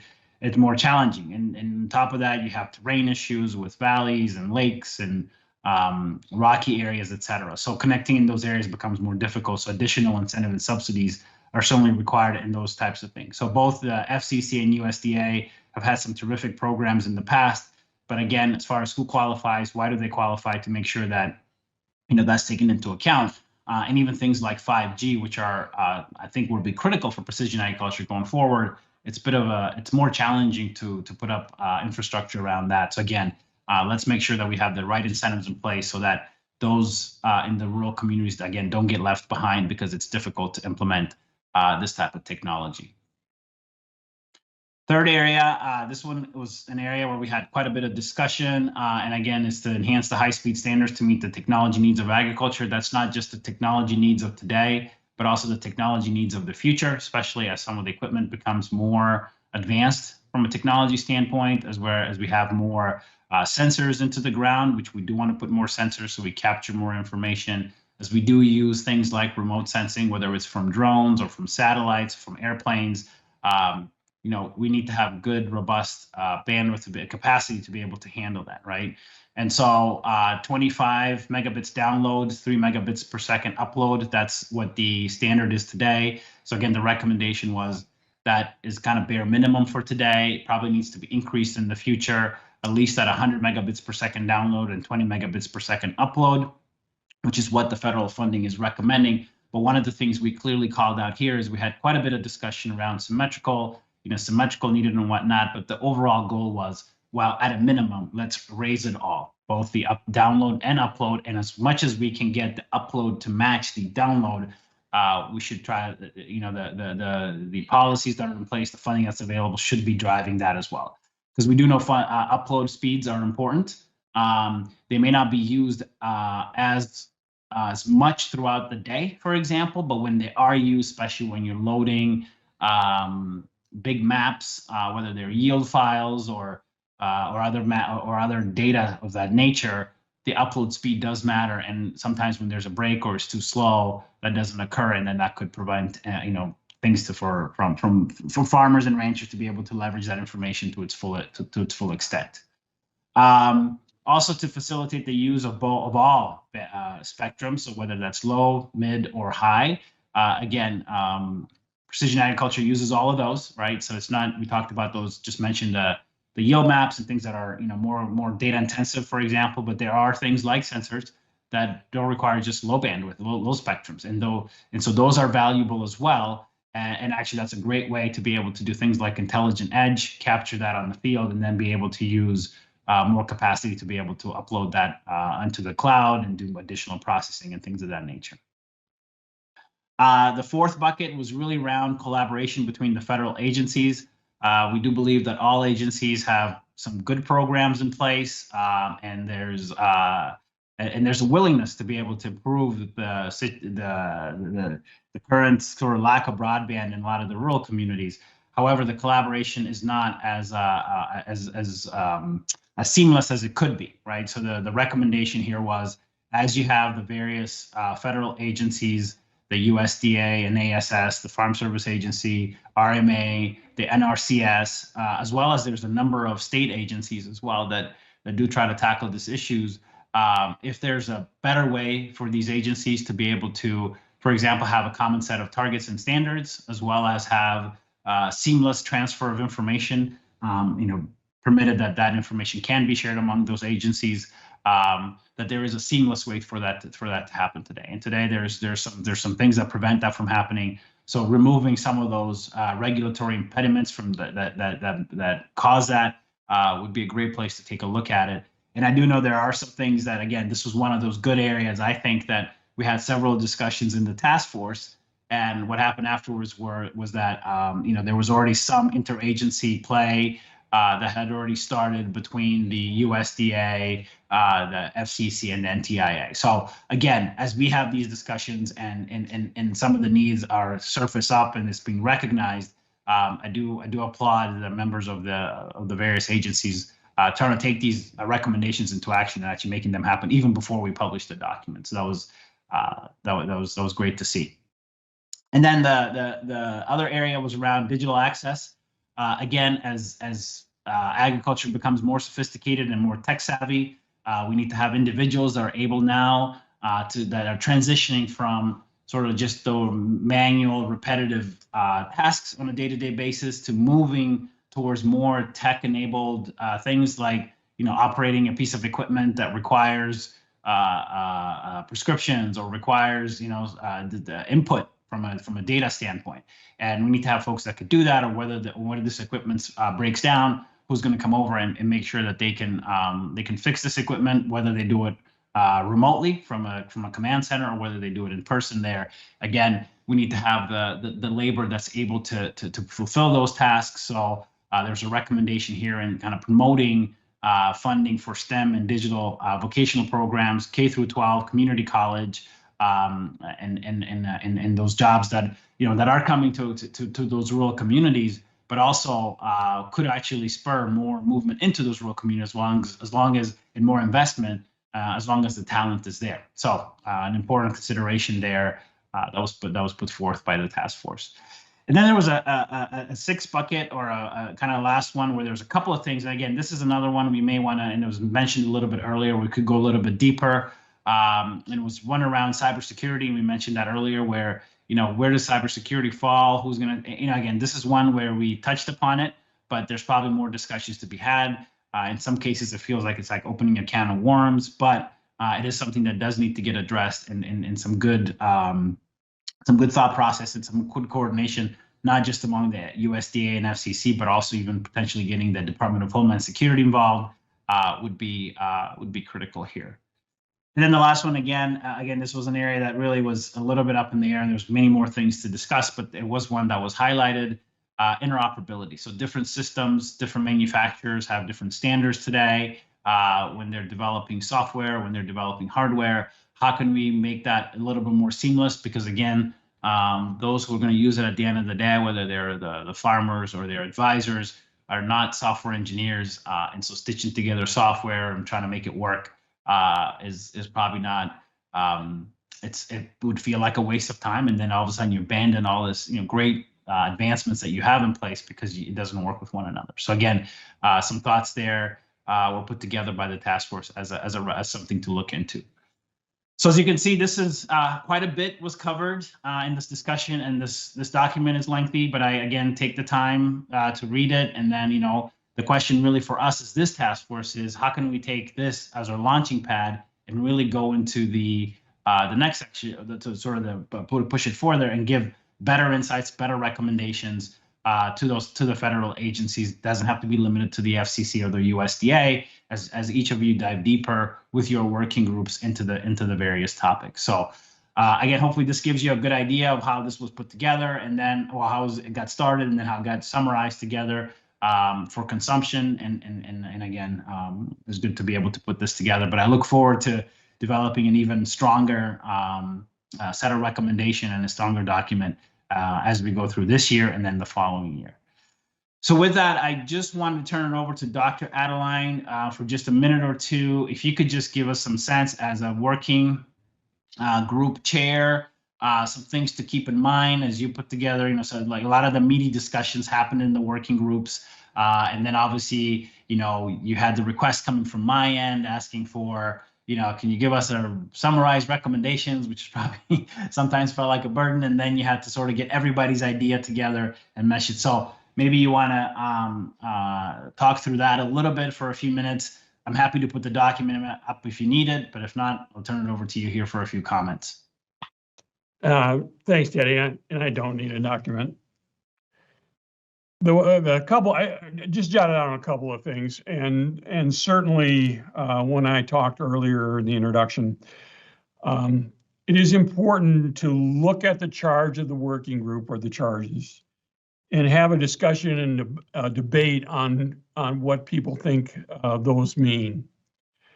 What it does is allow you to clarify and to hone in on specific issues that later on you would bring subject matter people in to talk about. And so I think it's highly important. There's another aspect of doing this, and that is to get everybody involved and engaged in your working group, because you want that. The reason the breadth of your group is to get that diverse opinion so that you have a stronger document coming out. With that discussion and with that understanding, and as you bring in subject matter people, the next logical step is after that subject matter person presents, the group can dialogue and say, this is what I heard. And you begin to develop these little summary statements so that when Teddy says, hey, send me what you've been doing, what you've been discussing, you have a synopsis of the person that came to talk, in what area or what part of the charge you're dealing with, and what came out of that. So it just makes it easier. If you move right along going through this, you don't have to go back and recreate history from, I know, we met every week, and to recreate months of history is difficult. So having that done works very well. And I think it's important. I was a little bit rambunctious in the beginning. I had 3 speakers for the first meeting we had. No, we cut down to 1. So we gave them 20 to 30 minutes, and then we had a robust discussion on what did everybody hear, and what is it that we want to take out of this that applies to the charge, and that was a very useful exercise, and everybody felt good about that. I think the other thing to think about is if you can create a repetitive schedule. People knew for us that at 1 o'clock in the afternoon, on Thursdays, we were going to have a meeting, and they had it in their calendars. They locked in, so we had great attendance. People were excited, and we tried to keep it to that hour and not let it stretch out, because everybody wants to discuss, and you could let it go. And we didn't. We tried to hold it pretty tight. So that was important. They knew ahead of time what we were going to discuss, who was going to be there, and then that we would have that discussion afterwards. I'd also say to the chairs and the vice chairs, don't be afraid, and Elizabeth, you can chew me out later, but ask that DFO for clarification if you have them. I think that's extremely important, because you can easily start down a point that everybody's passionate about, but maybe that's not the way you ought to be going. And you need to engage the staff and have a complete understanding as we go forward. Teddy, I think that's the real key points that I would offer the working groups. Great. No, thank you very much. And I really underline what you said there as far as kind of asking clarification from the DFO. I think they're available. It's good to leverage them in a lot of cases, because sometimes everybody will get passionate, and then you end up going in some rabbit hole that is outside the charges of the working group. And what ends up happening is then you put the whole recommendation together, and we get together at the end, and they go, well, that's not part of your charge, really, so this doesn't belong here. And then as a working group, like, it makes it really hard to go back and say, that great discussion we had, we really can't put this point into the dot. We don't want to end up, you don't want to end up in that spot. It's a very touchy one and not fun. So again, you heard some great things, some great tips there. And the other piece I'll say also is, obviously you have the working group chairs and the vice chairs, and then all of you, as Elizabeth mentioned, will be part of a working group. And naturally, by being on the larger task force, you're going to end up having a leadership role, even if you're not the working group chair or vice chair, into that working group. Because eventually, as the recommendations bubble up and they come back to this larger task force for discussions, you will be the subject matter expert at that point in time. So again, please be present, please be active in those discussions, and really push the folks of the working group as they continue to have some insights, some discussions, and trying to get to some really valuable recommendations. So that's really concludes the kind of review of the prior task force. Again, offline, if you want to reach out to me and have further conversations about what was put together, why it was put together, same, I think Dr. Adeline would be open to having that discussion as well. And again, we'll be participating in the working groups as well and reaching out from time to time. And we'll be spending time with the working group chairs and vice chairs as well to help with dates and some guidelines and things of that nature. So we'll definitely have some quite a bit of support there. So right now we're just at the spot where we just sort of have some open discussion. So if you nothing specific here. Again, we've spoken a lot to you up to this point. I haven't had a chance for you to ask questions or anything like that. So this would be a great time if you want to make any comments, or if you have any questions that we can address now, or if we can't address it now, we can write it down and get back later with the group. But just raise the hand up again in Teams, and I'll call upon you if there's any comments, questions, or comments you want to make at this point in time. So I see, Andy, you have your hand up, so I'll start up with you. Okay, Teddy, this is perhaps a situation where the spam filter got this email, but is there a list of working group members and working group chairs? Because I don't recall seeing one. I can take this one. So we have not, Andy, you haven't missed anything. We have not shared the working group members yet. That will be in a public notice that we're hoping will come out soon. But we're still going through our vetting process. I know the holidays sort of put a hold on things as we were trying to communicate with folks and get information to keep that process going. So we're back in full steam and hope to have all that information soon. So thank you for your patience.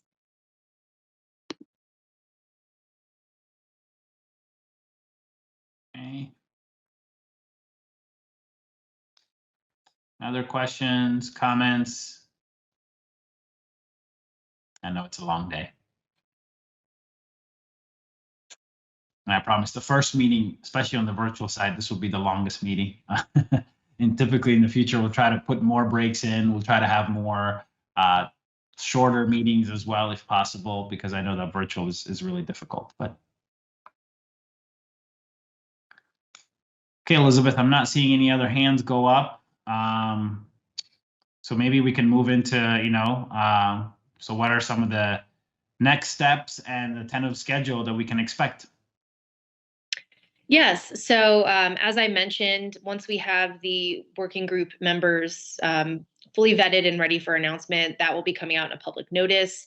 I'll be meeting with the leadership of the working groups to make sure that they have all of their contact information for members. And from there, we'll start setting up meetings, as Dr. Adeline mentioned, encouraged to have those regularly, at least in the beginning, so that everyone can meet, find a time that works best for them, and then go from there to dive right into assessing the charges and how to best address those within the working group.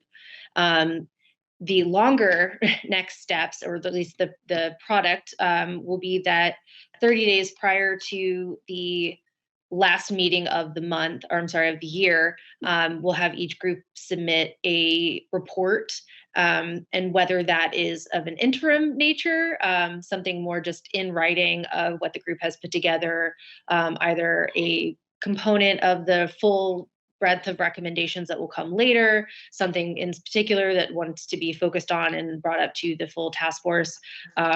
It's really up to the working groups, as long as there's something produced and submitted to the task force and the FCC staff 30 days prior to its consideration at a task force meeting.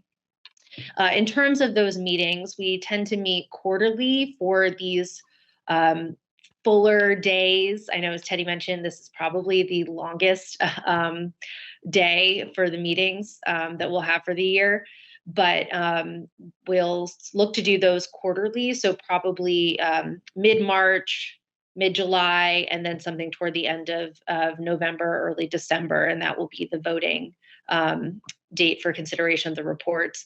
And again, if you have any topics that either are discussed at the working groups that you think might be pertinent or meet the full breadth of the task force, please let Teddy or myself know, and we can consider how we can try to facilitate a presentation similar to the ones you heard today, to address the full group at that meeting.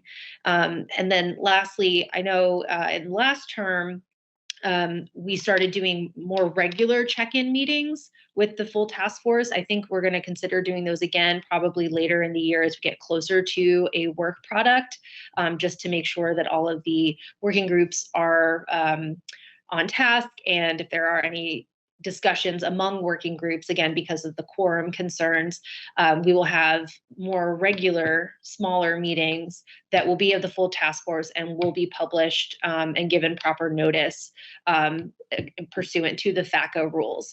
So I think that covers the bigger term of the year. One last thing I did want to mention. So I know Teddy mentioned that we hope that there will be an opportunity for an in-person meeting or possibly meeting at a different location. We are currently still teleworking here at the FCC, so there has been no guidance on whether or on what timeline we might be able to offer an in-person meeting. But we will keep you updated, and in the event we have any meetings scheduled, we will give you enough notice in advance if it will be in person or virtual, so that everyone can make travel arrangements. But we'll bear with us as we're still trying to keep this going and hopefully, get back to an in-person opportunity at a new headquarters, I might add, here in DC. So we'll hope to get that, fingers crossed, sometime this year, but we'll keep you posted. Okay, yeah, and again, it was 2023. I was thinking more 2023, but hopefully, if we are able to sneak in an in-person meeting in 2022, that'd be awesome. Maybe potentially the November meeting or something like that. But again, as Elizabeth mentioned, we'll have plenty of heads up on that one. As far as our meetings, like we said, there'll be notices going out, at least calendar invites. So sometime in March, sometime in July, and obviously for the meeting in November. For the working group chairs, we probably have some meetings at the beginning once the working group members have been vetted and announced, then we'll probably get together and just sort of give some guidelines as far as when to set up meetings, the frequency, what should be discussed, and things like that. And probably have another check-in sometime early in the summer to make sure things are working and going as needed. Obviously, you can reach out at any point in time to myself, to Dr. Adeline, to Elizabeth, and others that are supporting you. So, and as Elizabeth mentioned, as we get closer to November, we probably have some more frequent meetings. We may have them one-off, like 1 hour or 2 hours here and there. We did those, and they seem to work pretty good. Again, for the November timeframe, each working group will produce a document similar to what we did in the last task force. I think what works good is to have each working group produce a document in year 1, and then in year 2, we'll continue to refine those documents and then merge them into one document. Again, that's all open for discussion. If there's a better way to do it, or if you feel like things should be kept independent, we certainly can visit that and have those discussions in future meetings. Again, in 2023, hope to get together in person. If we are able to get in person, and on top of that, we're able even to visit a farm or something like that. Now, granted, we have to get a lot of things to work, including having the ability to broadcast and all those types of things. But we did have one invite on the table that we're not able to take advantage of it now, but maybe in 2023 we can take a look at it if it all works out. So that's all we had, or at least that's all I have for today. Any last questions, concerns from the team at this point in time?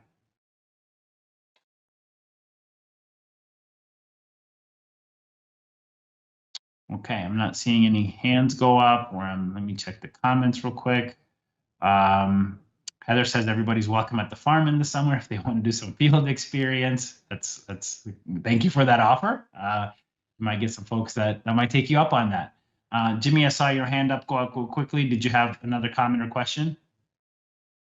Yes, just was going to ask if we have an idea of when that next meeting will be. The sooner I can get it on my calendar, the more likely I can be there. Yeah, the next one is going to be probably in mid-March at some point, but we'll get you a definite date that you could put on the calendar pretty soon.